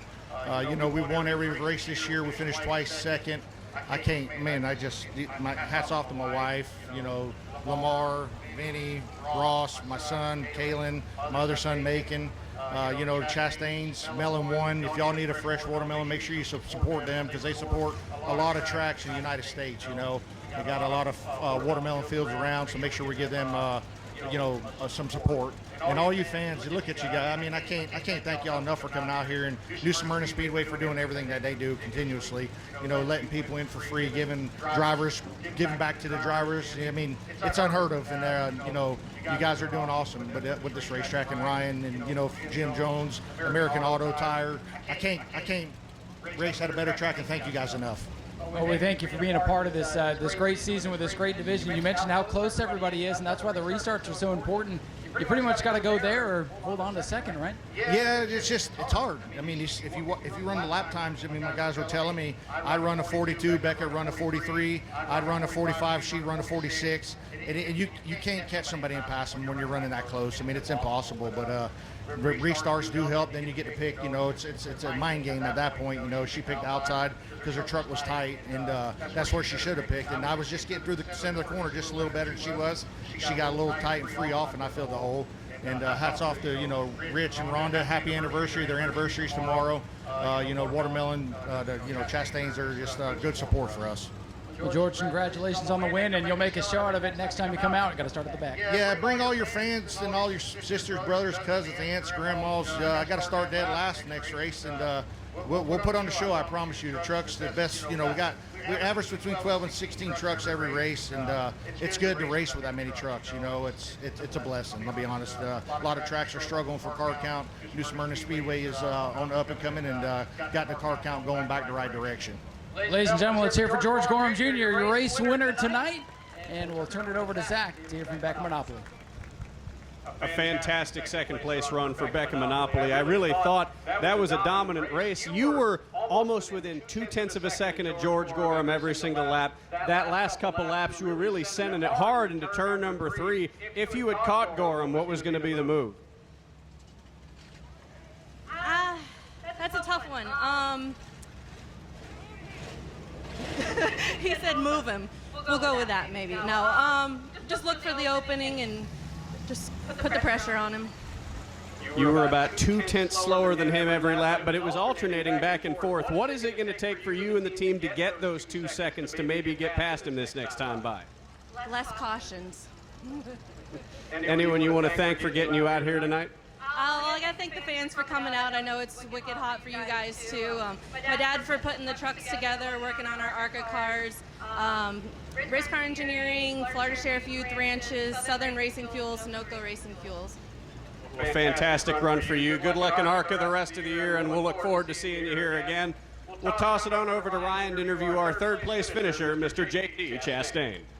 Thank you very much, Zach, in a hard-fought third-place finish for JT Chastain. Well, the end of this one was a little less exciting than the last one. You were dead sideways, basically on 3 wheels coming to the checkers last time. So congratulations on another solid run. Like George was saying up there, it's such a tough field. Track position means everything. Yeah.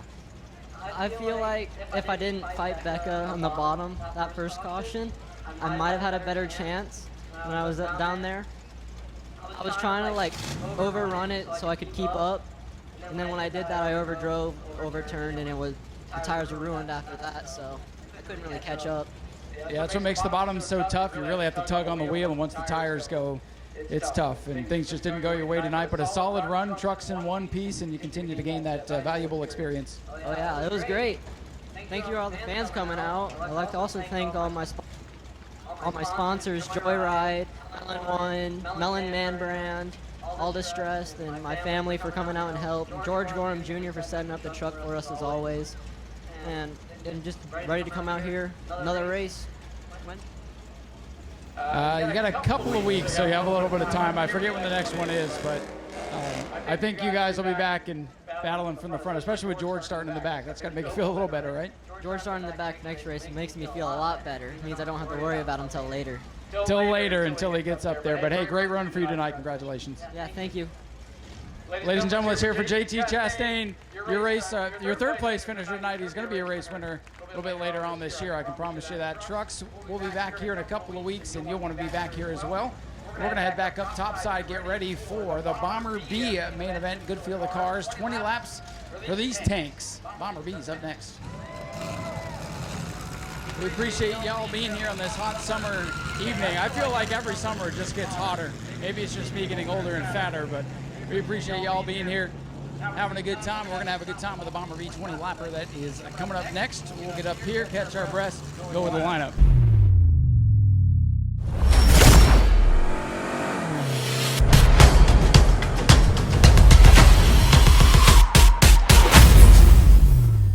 Lights are down on the pace car. Keep your eyes back on that maroon number 63 with the white hood.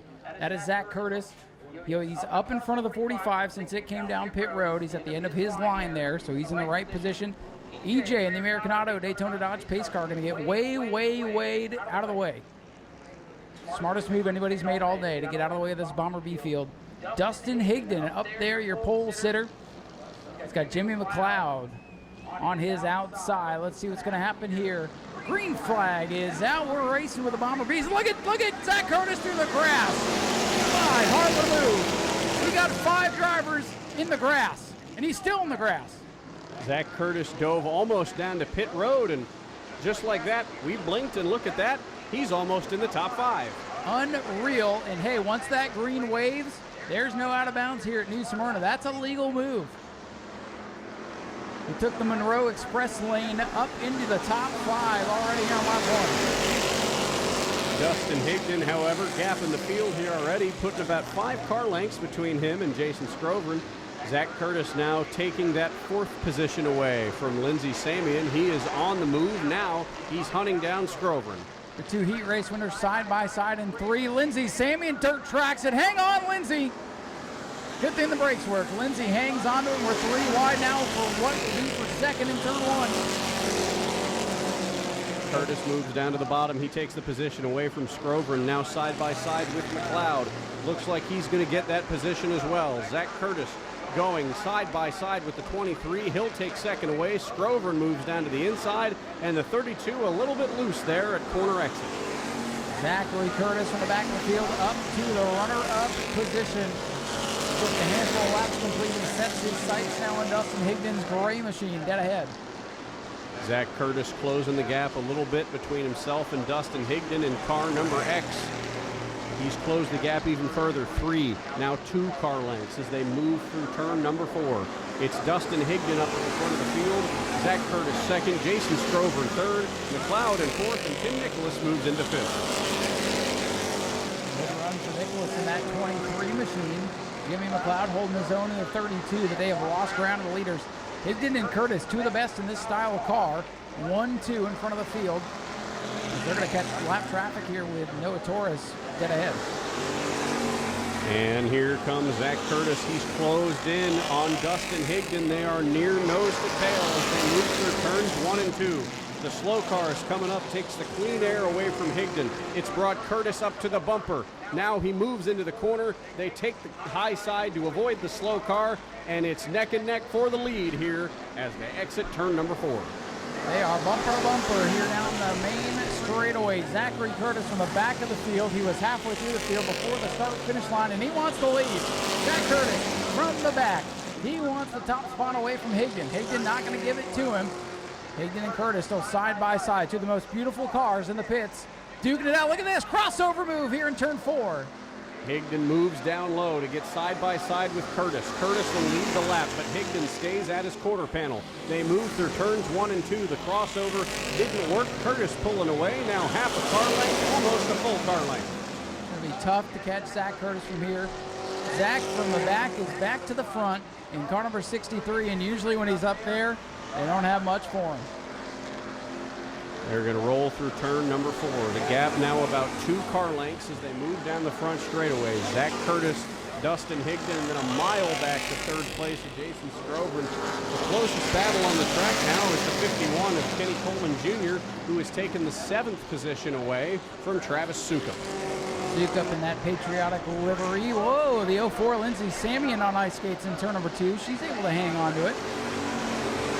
Lindsay having a couple of moments here in this feature race. And already Zach coming to halfway next time by. Zach Curtis up front where he tends to be. They're coming up on a slow car here in the next couple of laps. It'll be Spencer Dean in the 3D. That'll be the next driver that they catch up to. But Curtis, now a healthy gap of a couple of car lengths. Call it 4 or 5 in between himself. Now 7 or 8 as they move into turn number 1. Lindsay Samuel will run on the 77. Larry Masters, who almost gets a piece of the wall there off turn number 4. Masters able to hang on to it. That's a good battle as they go into turn 1. Samuel on the bottom, Masters on the high side. Here they are coming up on the slow car, the number 3, about half a straightaway away, but that's no time at all for Zach Curtis. There's the other slow car as well, Noah Torres. That could give Dustin Higdon a real chance to move back into the lead. Let's see what this traffic does. They may be side by side in front of your leader. Curtis will just go through the grass. It's not a problem. He'll move in behind the 99 car at Torres, and now he'll take them 3 wide on the top side of turn number 1. Uh-oh, Huggy Bear's off the pace in turn 2 here. William Heinman, the team car to Torres, off the pace, crawling on the bottom of the racetrack as Curtis flashes by. Zach Curtis gets around the slow cars with ease, as does Higdon, who, struggling to get around Spencer Dean, tucks in behind him, now moves up to the high side. He too gets around the 3. William Hyman going to bring that machine to the pit. Stuff break and roll Huggy Bear. Your leader, Zachary Curtis, under the scoreboard now, heading into turn number 3 after a big lead on Dustin Higdon. Third place, last year's champion Jason Scrover in the 49. They roll off of the 4th turn. The next slow cars up for them are the 45 of Travis Sukup and the 51 of Kenny Coleman Jr. Still about a full straightaway between himself and Zach Curtis. Dustin Higdon has kind of stayed put the last couple laps. He hasn't gained any ground on the 63. He's just sort of biding his time. This time by a high 5 from the flagman. Tyler up there. 5 laps to go for Zachary Curtis in the 63. Zachary Curtis rolls through turns 1 and 2. Closely behind him is Dustin Higdon. Jason Scrover and holding down third as the battle at the back of the field. Larry Masters and Kenny Coleman nearly side by side as they pull down the front straightaway. Last thing Curtis wants to see the yellow flag for the guys at the back of the lead lap, and that almost happened in 3 and 4. 4 laps to go now for the 63. Zachary Curtis looking for win number 7 on the season. In what, car number 5 of the year? I think so. Pretty incredible season for Zachary Curtis. It'll be very interesting to see if he catches these 3 slow cars at the tail end of the field. Well, I don't think there's enough time, as they're going to get 3 laps to go this time by. And I don't think Zach Curtis is in any danger of catching those slow cars. We'll see what happens here. They may end up catching themselves into the wall if they're not careful the way they're racing back there. A lot of separation throughout the field. This one has been pretty tame for the Bomber Bees here tonight. They might go wire to wire here. It's going to be 2 laps to go this time for Curtis. 1 mile range for the dominant driver in the series. Zachary Curtis in line with 2 to go. He rolls through 1 and 2. As precise as he's done all night. The 63 in dominating fashion once again. From a dive through the grass to a 10-car length lead on one of his biggest rivals, Zach Curtis once again trying to take the money and the trophy home. It'll be white flag in the air this time by. 1 lap to go for Zachary Curtis. Battle may heat up to the 3rd spot as Jimmy McLeod puts some pressure now on the 49. Jason Scrover and Curtis clear off to number 2. He's got that traffic ahead, but I don't think it's going to matter, Zach. I don't think it will either as they roll through 3 and 4 for the final time. Zach Curtis, a Look little at bit that. of a drift. Showboat. 3 and 4. He's showing it off, bringing it home again. Zach Curtis is going to win the Bomber Bee feature. Second place goes to Dustin Higdon. And coming off of turns 3 and 4 now, it looks like third place is going to go to reigning track champion Jason Scrover. The cream rises to the top in this one. Jimmy McLeod in fourth. Good run for Tim Nichols in sixth. Look at this battle. The checkers are out, but the race ain't over. Here they come off the fourth corner, down to the wire. Larry Masters wins that battle. Fun little way to end it. Oh, we're going to burn it out. Ladies and gentlemen, let them hear it. Zachary Curtis. A little extracurricular for you. Get rid of the bugs. He bought 3 more of these things at auction, he said, so he's got more of them in the bank. Zachary Curtis putting on a show for you here at New Smyrna. He'll probably use those tires again next week. They're in family fun night. Zach is getting ready to head down track side. He'll have a word down there in the smoky victory lane. Ladies and gentlemen, put your hands together. Make some noise for your race winner, Mr. Zachary Curtis.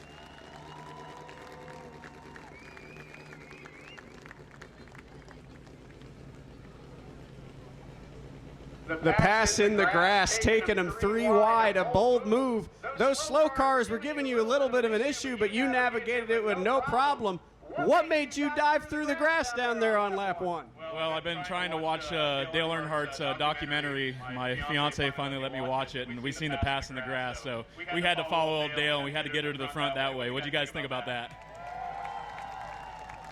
This is your 5th different car of the season. You and I were talking in the pits earlier. You just bought 3 more of these things. Are you showing up next week with a different car? Oh yeah, we're gonna bring a different one out here. This car's already sold. That's why we burnt the tires off it. One of the fans, they told me in the autograph session how much they loved the burnout. So wherever you are, that was for you. Anyone else you want to thank tonight? Yeah, I got to thank Bougie Motorsports, Frank and Holly. I got to thank Brian Finney with Finney Racing. Gets me dialed in with all these cheater shocks and all this cheater suspension stuff he does. Charles King with Whiting Roofing. I got to thank Billy with Inferno Performance, and all my friends and family that come to support me, and all you fans. I hope you guys love that. Well, Zach, congratulations on another dominating win. Ladies and gentlemen, Zach Curtis. We'll turn it on over to Ryan now to interview our second place finisher in car number X, Dustin Higdon. All right, we'll grab a quick word here with Dustin Higdon. Well, you found an old car to come out and try to beat Zach with, and he's got like 700 of those things, and one of these days you'll outrun him, but good run for you nonetheless. Yeah, I mean, that's the same car. We're going to paint it and change the scheme on it. I mean, Zach drives totally different than everyone in this field, but I'd rather be that close than that far away. That's a good point. You're about the only guy that could stay on the same straightaway with him. What do you think when you see that car like in your mirror on lap 2 when he started back in 15? I mean, it's just like Bomber A's. I know Zach's going to be there in a couple laps. The best thing you can do is fall in behind him and just try to learn how to drive the car. Well, you're going to come out here and run a mod mini for a little bit of fun tonight, but now you got to go to tech, so just hearing you're putting somebody else in the car. Yeah, we're going to throw Gage in the car and just see what happens. I'll go over to tech and we'll take care of that, and we'll go on to next week. So what's it going to take to get up there and beat Zach? What tune can you do on this thing to get up there? There ain't no change in the car. It's all driver, and Zach's told me that time and time again. I got to thank Zach for all the help, Frank and Holly for everything they do, Speedway Video, you, and everyone that helps out.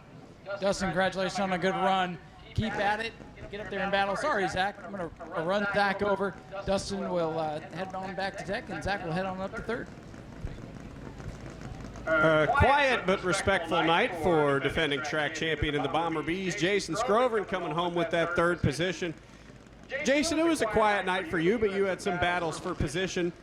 What was your point of view of watching the 63 dive across the grass on lap number 1? I didn't see that, but it doesn't surprise me. I'd do the same thing if I had to get by all them people, but no, I saw him in my mirror, I think, after a lap or two, and it wasn't much. Actually, I let him pass me so I could get by the 32 cars, so it worked out, but it started cutting out here at the last few laps, so I was lucky to hold on to a third-place finish for the night. But we're working on it. We're doing gains. We're doing our homework, and we're getting better. Is there anyone you want to thank for getting you out here tonight? Yes, I want to thank my crew. Couldn't do it without them. I want to wish my grandmother, her 80th birthday was today, but we'll be celebrating tomorrow because we came racing. But I just want to thank all the fans. It's nice seeing y'all. Glad y'all stuck it out in this hot weather. And just thank for everybody here at the track for what they do. It was a great run for you today, Jason. We'll talk to you later, and we'll throw it back up topside as we get ready for the Mod Mini feature event coming up next. The Mod Minis are up next.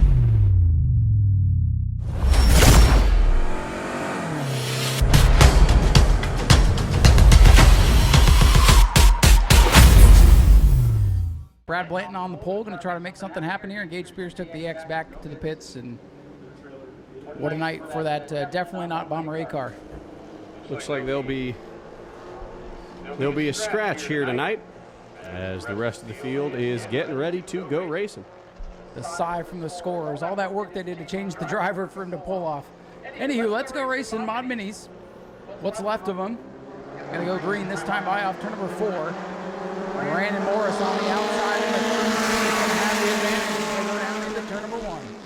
He's going to take the lead early, diving down in front of the 17 of Brad Blanton. And here comes the 8 of Reynolds, moving into second very, very quickly as they move down the back straightaway. Brandon Morris, your leader into turn number 3. Reynolds, the point leader and undefeated driver on the season, car number 8. In second, Dylan will be here at the end of August during a sprint car race as well. So he's looking forward to getting back behind the wheel of a winged sprint car here for Family Fun Night in August.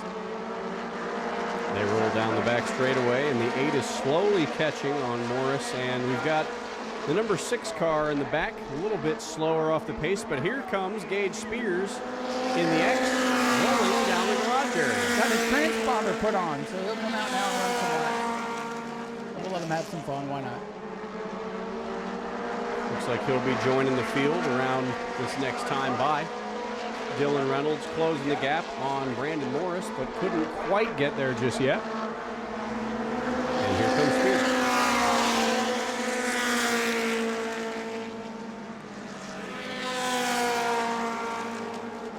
The leader still at 32, Brandon Morris. It's been a while since he's been here to the new Smyrna Speedway. And for now, he's in control of this Mod Mini race, and that sharp number 32, the butt room team, always with good-looking pieces. Glad to see one of the 32s here in attendance here tonight. And the old Dean's Crew Service ride a good run up front. He's got 2, maybe 3 car lengths with our Mod Minis after all. On the 8 of Reynolds. And here comes Gage Spears in the X getting some laps. Gage Spears in the totally not number 13 Bomber A car out there. Rounding out the field as here come the leaders up around him. Brandon Morris still in class of the field. Dylan Reynolds in second. Blanton in third.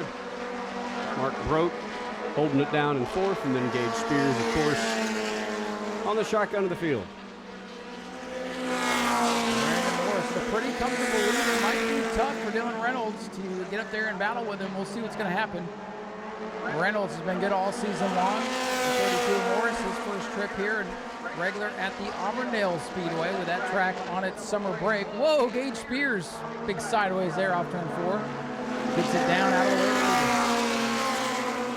He was able to make the save as the leaders go on by, each separated by about maybe 4 or 5 car lengths further back from the 8 to the 17, and almost half a track back to Mark Brote in the 6. Brandon Morris chasing that win, and he's got clean air for miles and miles. They may catch the 6 of Mark Brote, who's at least up to speed here in the feature, unlike what's going on in the heat race there. But so Brandon Morris in control of number 32. He is dominating as of now, hitting his marks through 3 and 4, keeping a healthy distance back to Dylan Reynolds' race car. Brandon Morris holding the Ford up front. Ryan, I think you're right. I do believe they will be catching the 6 of Mark Brote next couple laps. Mark Brote, the veteran, hanging on to the 4th position right now. It is Brandon Morris, your leader. Dylan Reynolds, the point leader, still going to lead here as the point leader, even if he finishes in the second spot tonight. Brad Blanton back in the 3rd position. Gage Spears, couple laps down, forgot to put the transponder on, but still going to end up with a top 5 finish. Spears rolls through as the field slowly catching up on Brote's number 6. So probably about another half a dozen laps. We'll see them catch the 6. And in tow, they'll probably catch Spears in the X machine as well. He's way loose in turn number 4. You see Dylan Reynolds really starting to fade now. Brandon Morris, you can see that car coming to him in the heat race. He just ran out of time in that 8-lap pass. And now, with the track position and the extra distance in the control lane, things are looking bright for car number 32. Auburndale Speedway's own Brandon Morris, driver out of Mulberry, Florida, showing the way tonight. Here is the 16 passing by the X. Mark Roach gets around Gage Spears, and in turn, here comes the 32, almost sideways as Gage Spears pulls it down to the bottom. 32 Machina Morris going to fly around the outside of Gage Spears, who's keeping his car out of the way of the leaders. Gage's out there getting some track time, but doing the respectable thing, letting the leaders race it out. Now Morris in the 32 going to close in on car number 6. They'll make it around. They'll make the pass very, very close to that number 6, and Gage Spears wobbling all over turns 1 and 2. He's very, very shaky in that car. And all over the place. You really see a car that looks very similar to that in the Modern A division with Dustin Higdon driving. Definitely not the same one, though, for sure, 100% not the same one. Gage is giving it a good ride here tonight, having some fun. Look at him sideways. Thinks he's at Volusia. He's keeping the car off the wall, and that's what matters the most for him, just logging laps out here. 32 logs another lap left with the 8:17 in tow. Gage Spears drifting through the turn. Laps slowly, slowly ticking away in this one. One final race to go after this, what's left of the modified, so we'll close out the program.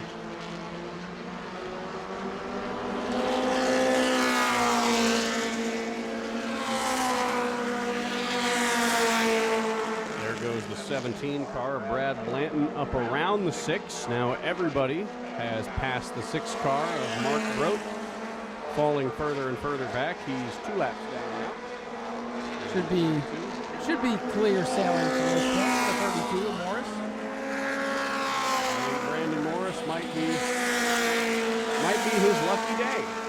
He's rolling down the back straightaway. Still a long while before he catches Gage Spears. Trickle down here for the Mon Minis, and as long as nothing wild happens, the drive for the 32, but still got to get to the end of this thing. 6 laps remain here for the Mon Minis. 6 to go.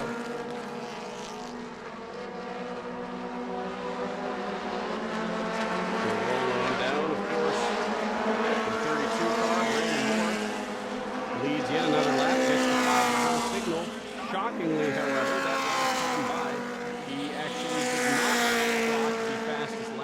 that belonged to the 8 of Dylan Reynolds. Gage Spears, however, now pulling into the garage area. I think that X team might be done for the night. They've had their fun, I believe. The Gage is off. The leader at the line now. Another lap in the books. There's just 4 to go, 2 miles left for Brandon Morris to pick up. If not his first Mod Mini win, his first Mod Mini win in a long, long time, that's for sure. Morris, the regular at the Auburndale Speedway, one of the top runners in their sportsman division, also on the sportsman tour that tours around Florida as well. 32, very, very competitive. Great all day. He's been very, very, very fast. As the next time they go around, it'll be 2 laps to go for Brandon Morris. Tyler looking him over one last time, going to give him the signal. Dylan Reynolds' undefeated streak in jeopardy here as he comes to the start finish line now, half a straightaway behind the 32 Brandon Morris still in the lead this next time by. He's going to take the white flag. It'll be 1 lap to go for that 32 team who have been the class of the field all day long. Final lap for Brandon Morris. Looking to get a Mon Mini win now here at the Smyrna Speedway. Decided since Auburndale was off for the next couple of weeks, come out and have a little bit of fun here tonight. And it's going to turn into a race win, it would appear. Brandon Morris in car number 32, around corner number 4. Brandon Morris will pick up his first win of the season. And this first start, Dylan Reynolds, the points leader, comes home in second. Third will go to Brad Blanton. Mark Rowe comes home in the 4th position. 5th place will go to Gage Spears in the X car, and of course Ben Holt's not making the call. He'll be credited with a 6th place finish. Never been in a Mod Mini, and he's undefeated. How about that? Ladies and gentlemen, let's hear for Brandon Morris, your race winner in car number 32. Dylan Reynolds over to show some sportsmanship there. Dylan will leave here still with a point lead and pretty much has a stranglehold on the field there. But we will grab a word with our winner here. Well, Brandon, this isn't Auburndale, and this isn't a sportsman. This pretty fun little moonlight you had tonight. Oh man, I love this place. We don't get to race here nowhere near as much as what we used to, but I used to race here quite a bit, but it's been 4 or 5 years since I've been to this place, and it never missed a beat, man. We love it. I just want to say a huge thank you to the fans for coming out tonight, and a huge thank you to Dean for letting me drive this race car. That was my first time driving a Mod Mini, and it was a blast. And good job to the number 8 and everybody else, man. We appreciate it. Well, we appreciate you guys coming out. You know, we're struggling to get some cars in this class, and the last couple times we've only had 2 or 3 out here, so glad to see this car on the field and glad to see you behind the wheel. Like I was telling you in the pits, when I saw the name, I'm like, wait a minute, if that's the same Brandon Morris, these guys better look out. And sure enough, you got the track position you needed, and you drove away there at the end. Yes, sir, man. Yeah, the car was really good. It didn't fall off at all.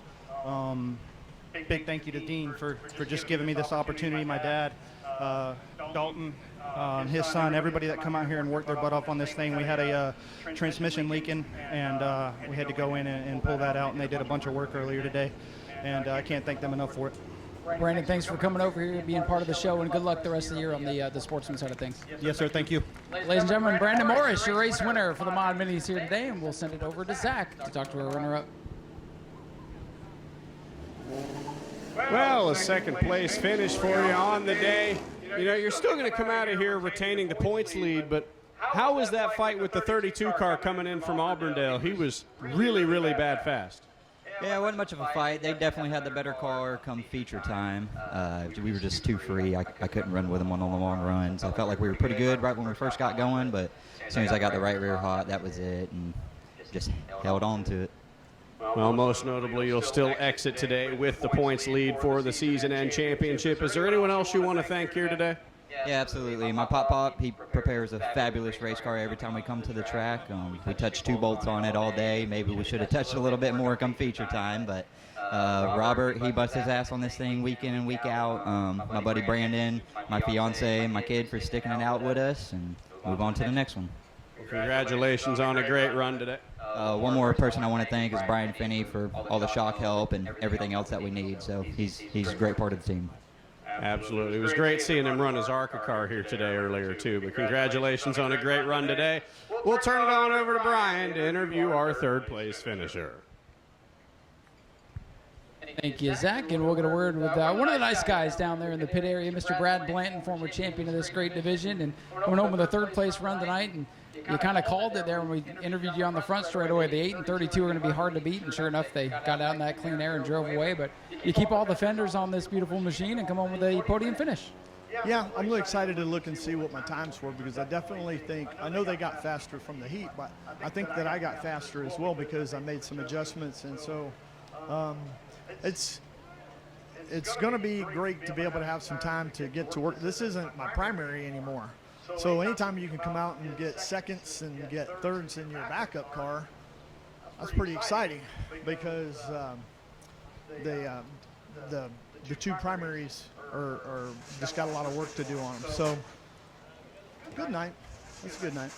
And hey, nobody crashed, so good to see a few more cars come out. I know we're trying to build this thing back up with the changes in the off season, and to have double the cars at least to start the night is a step in the right direction.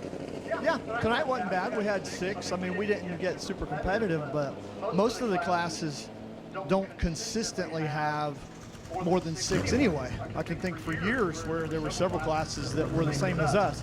I think that what will help is just having some good racing, and if we get some good racing, maybe that'll bring it back. Well, we appreciate you sticking around and still being part of this thing, and congratulations on a good run tonight. Thanks, Brian. Ladies and gentlemen, Brad Blanton brings it home with a solid 3rd place run in his backup car, the number 17. They got some different cars they're working on for later on. And the last race tonight is rolling out.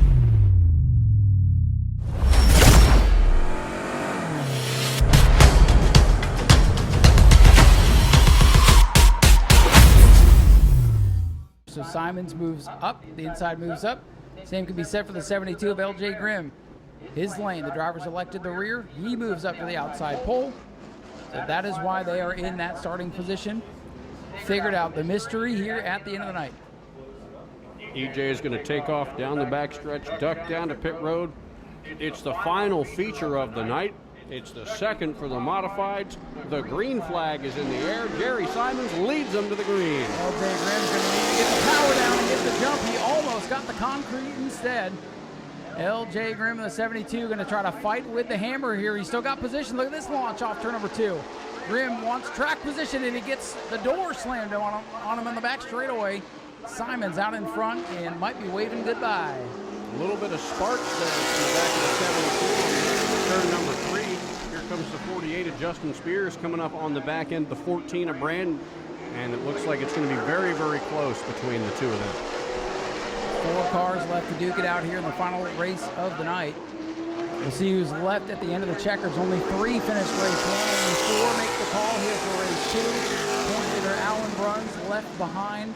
Hate to see that for the veteran who won just a couple of weeks ago, and now Jerry Simons is going to double up here on the evening. With Jerry Simons pulling away, Dalton Simons hanging out in the 3rd position under attack from Justin Spears. He pulled that 48 car off early and hit number 1, but he's wasting no time trying to get a position here early in race number 2. Justin Spears in that 48 putting the pressure on. He would love to get up there on the podium and have a little something to celebrate here at the end of the night. And I'm not going to rule that out. I wouldn't either. I think he might be a little bit faster than the 14 car, but the 48 continues to spark on the entrance of turn number 3. In fact, knowing that team, they're going to celebrate regardless. And they could celebrate being one of the only 4 cars to make the call here for the end of the night. Jerry Simons about half a straightaway lead over the 72 car. You know, last time we saw Alan Bruns lap the field on his way to victory. Jerry Simons wasting no time getting a head start now. Simons will have a tough time with that task here tonight if the 72 is still running at the end of this thing. He might be able to get the 14 and 48 at the back, though. The 14 and 48 have kind of backed off of each other. Simons not exactly in the running, but he's keeping a fair distance between himself and the 48. The gap now 2 car lengths. Jerry Simons still out front.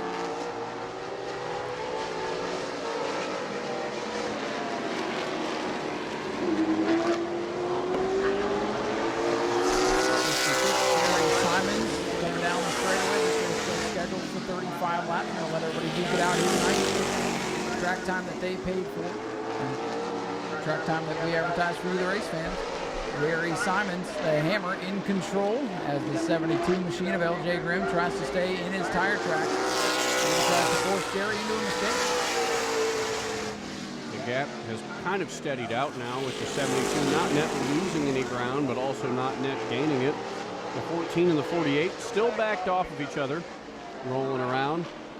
It's the hammer up front. The Tomahawk is in 3rd. We're only missing the Mallet, Chase Simons, who runs in the Superstock division.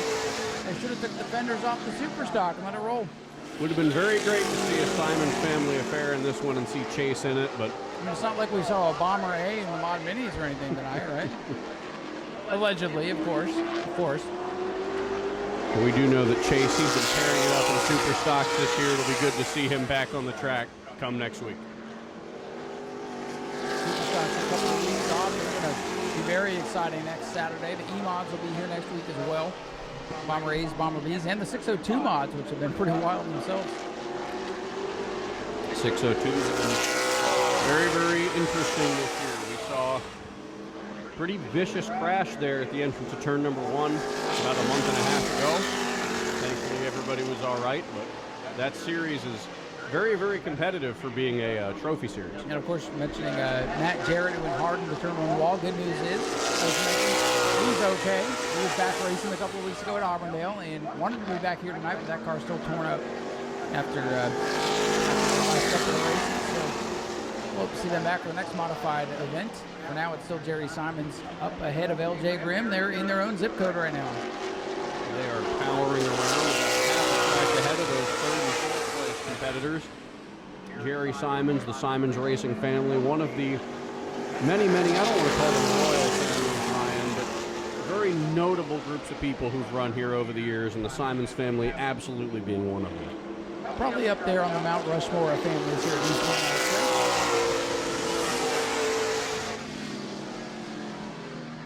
Wasting no time today. Picking up the win in feature number 1. Jerry Simons got it done. Continuing the gap over LJ Grimm in the 72. We roll on past the start-finish line for yet another lap gone on by.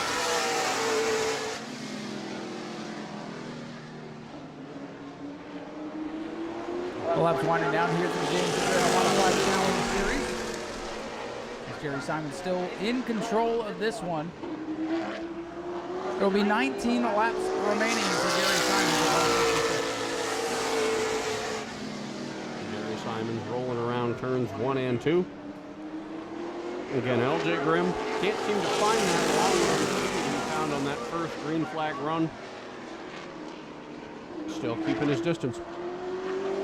Yeah, Jerry mentioned he down in victory lane. He thought LJ was kind of backing off, saving his tires there at the end of the race. And looks like Jerry went to work to try to make sure that wasn't going to be an advantage, because I think Jerry's car is much better here in race number 2 than it was in race number 1. Absolutely. I think the Simons team really put the work in between the heats, or the features, excuse me.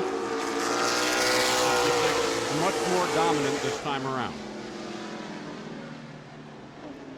Still a decent little race there for third. Dalton Simons, Justin Spears. I'd imagine we're going to see those two competing in the E-Mod race here next week. And if that's any indication how they're running right now, they'll be close to each other next week as well. They will be. Jerry Simons rolls through 1 and 2 once again, the way he's done 20 other times in this one before. 15 left to go. The field all spread out, almost exactly half a track apart from each other.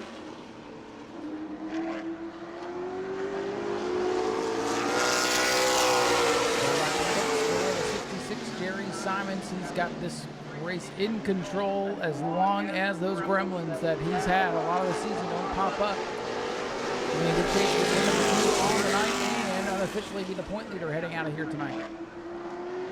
LJ Grimm seemed to have found some speed that last round.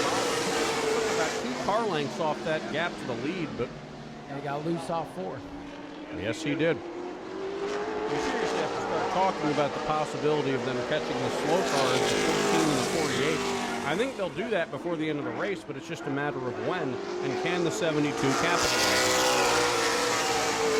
We'll have to find out. I don't think this race is over by any means. We're in a little bit of a calm point, but LJ's up on the wheel. That is not a man who gives up on his race car. LJ, if he can find it, he's going to dig down deep and try to make the race out of this yet. He's changing his line. He's entering higher in turn number 3, trying to keep that momentum built up. We'll see if that pays off. A couple of seconds off the lead to the 66. I don't think it's enough to make a difference yet, but he's definitely faster in the corners than Simons is. Seeing if they can close the gap to that 48, and maybe he can use it to his advantage to get around Jerry. Right now, exact same running order as the end of race number 1, so as the laps break down, things stay the same. Justin Spears in the 48 slowed on the back straightaway. He's got a problem. He ducks low to make the move down into pit road. And then there were 3. Now Minnie Wilson past the field, out of it already. Dalton Simons, I combined his first and last name there. He runs all by himself down to the 3rd spot at the podium on lock. But hey, I'm telling you, if the leaders have problems, Dalton Simons, hate to say back his way into a win, but he could just do it. Very well good using that E-Mod with the new motor in it. But as we spent that time looking at the 48, the 72 continues to eat away at the lead very, very slowly. And I think Jerry is about to catch Dalton here in a second. The hammer has found the tomahawk. Not the car he wants to see out his windshield either, but I know if Simons does catch him, Dalton's going to pull down, get out of the way of the leaders, let these guys race it out. 72 finds the corner speed, but Simons is just so much better on those straightaways. bake of the tires, keeping them warm. They roll through turn number 1, hitting his marks. Jerry Simons, precision in motion with the 66 car. He has barely put a wheel out of line here in this race. His laps are winding down. 6 to go for the 66 of Jerry Simons.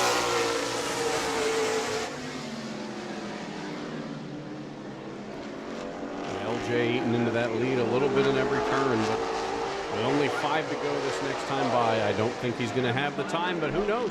The 14 could have a little bit of trouble moving out of the way. Jerry Simons could make a mistake. We've seen him make them before. We've seen him have mechanical gremlins. This is far from over. They're going to make it to the finish. That's why we run all the laps here. Simons closing in on Simons now. With Grimm in tow. Grimm is trying to hope the 66 has a bobble. And I think if Grimm gets there, he's not going to be afraid to use the bumper at this point. He rode in second for 30-some-odd laps now. Might as well go for the lead if he can get there. They're coming to 4 laps to go this next time by. And here comes Jerry Simons pulling in behind Dalton Simons, and it has closed the gap. The lead now down to 7/10 of a second, closest they've been all race long. Simons having to go upstairs. Simons gets clear. Grimm will clear now. Grimm yet to pull in front of the 14. The 14 still has a nose on the quarter. 3 laps to go that time by, as they move down into the corner. 1, 2, 3, nose to tail. Jerry Simons breaking away. Simons in command. Tyler's got the mercy flag in hand. White flag about to go up for Jerry Simons. The hammer looking to be perfect here tonight. Won the pole. Won race number 1, and if he can hit a couple more sets of corners, it'll be a perfect night for Jerry Simons. Down the back straightaway one final time into turn number 3. Jerry Simons is going to exit the final corner. He'll come home a winner for the second time tonight. Jerry Simons is going to win. LJ in second. Dalton Simons will come home in third. Chase, we got to get you in a modified. We got to get all 3 of you out here, man. There he is out of the car, ladies and gentlemen. Another dominating win for Jerry.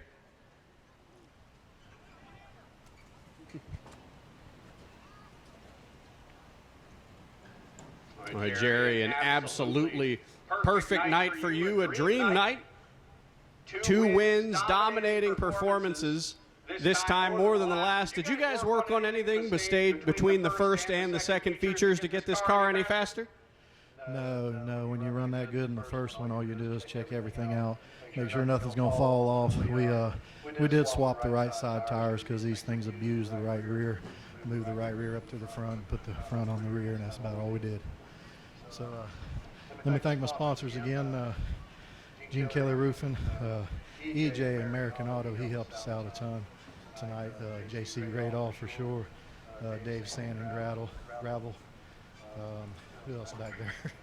Byron Corey, motor, yeah, my motor man, he is awesome. That thing has some serious horsepower now, getting down the straightaway. That's what's been killing us out here for a while, and he fixed that problem. Well, congratulations on a second win here tonight, Jerry. We will walk on over here to Ryan, and we will talk to Dalton Simons, the Tomahawk, our 3rd place finisher. Brings out the old car to be part of the field tonight and winds up with 2 podium finishes. So Dad gets the 2 wins, you get 2 thirds, and you both get 2 pictures. That's a pretty good night for bringing this thing out for a shakedown. Yeah, it was a pretty exceptional performance, to say the least. I don't know. I mean, I was just happy to be out here. The second run, the tires were a lot more wore out, so I was really loose up off. And then towards the end, I was loose in the center, but we held on to it and came in 3rd again, so that's nice. And obviously next week you'll be back with the EMOD division. Everybody be a little bit, you guys will be kind of at the top of the class there as you make those changes back over to EMOD. So next week you're looking for 2 spots better. Yep, of course. I mean, you know, hopefully me and Eugene put on a good show, and then Justin, he's got a good piece over there, so hopefully he gets it together for next week as well. Looks like it's going to be a pretty interesting EMOD race. Eugene standing over there, where he's been the man to beat in the EMODs, and you've been pretty good yourself, so I think it's going to be a good show next week. And good track time here tonight. You're going to be able to use anything from tonight into next week? I don't know. I mean, we have a pretty good long run set up, so we'll probably transfer this over into next week. Well, there you go. Hopefully that will pay off. Do you have anybody you want to thank, any sponsors or anything you want to get out there? Yeah, I'd like to thank Ace Enterprises again, and I'd like to thank Eugene as well. He actually spotted for me tonight, so that was very kind of him. Need a push truck. Push truck to tech, please. Jeremy, 72 modified needs a push. We're in the middle of an interview. My goodness. Sorry, our race director's very rude. Continue with your sponsors. It's all good. Like I said, I'd just like to thank Ace Enterprises, SM Eagle Steel, DeBerry Paint and Body, Goodrich's Seafood, Hoover Welding and Fabrication, Southeast Dewatering. Oh, and I'd like to thank Gene Kelly Roofing as well. Hey, we thank you for being here and being part of this show. Dalton Simons brings it home with 2 third-place finishes. Dad picks up the 2 wins. We'll let him get in there with the family photo. And, folks, that's going to wrap it up here at the New Smyrna Speedway. Appreciate you coming out and sticking through the end. You guys are the true race fans. And we hope to see you next week for $5 Family Fun Night. On behalf of everyone here at the New Smyrna Speedway, my name is Ryan Stevens. This is Zach Miles. We've had a ton of fun watching the races with you, and we look forward to calling it again next week. Drive safe. Come back and see us again next Saturday night, 6 o'clock. Family Fun Night. It's going to be a blast.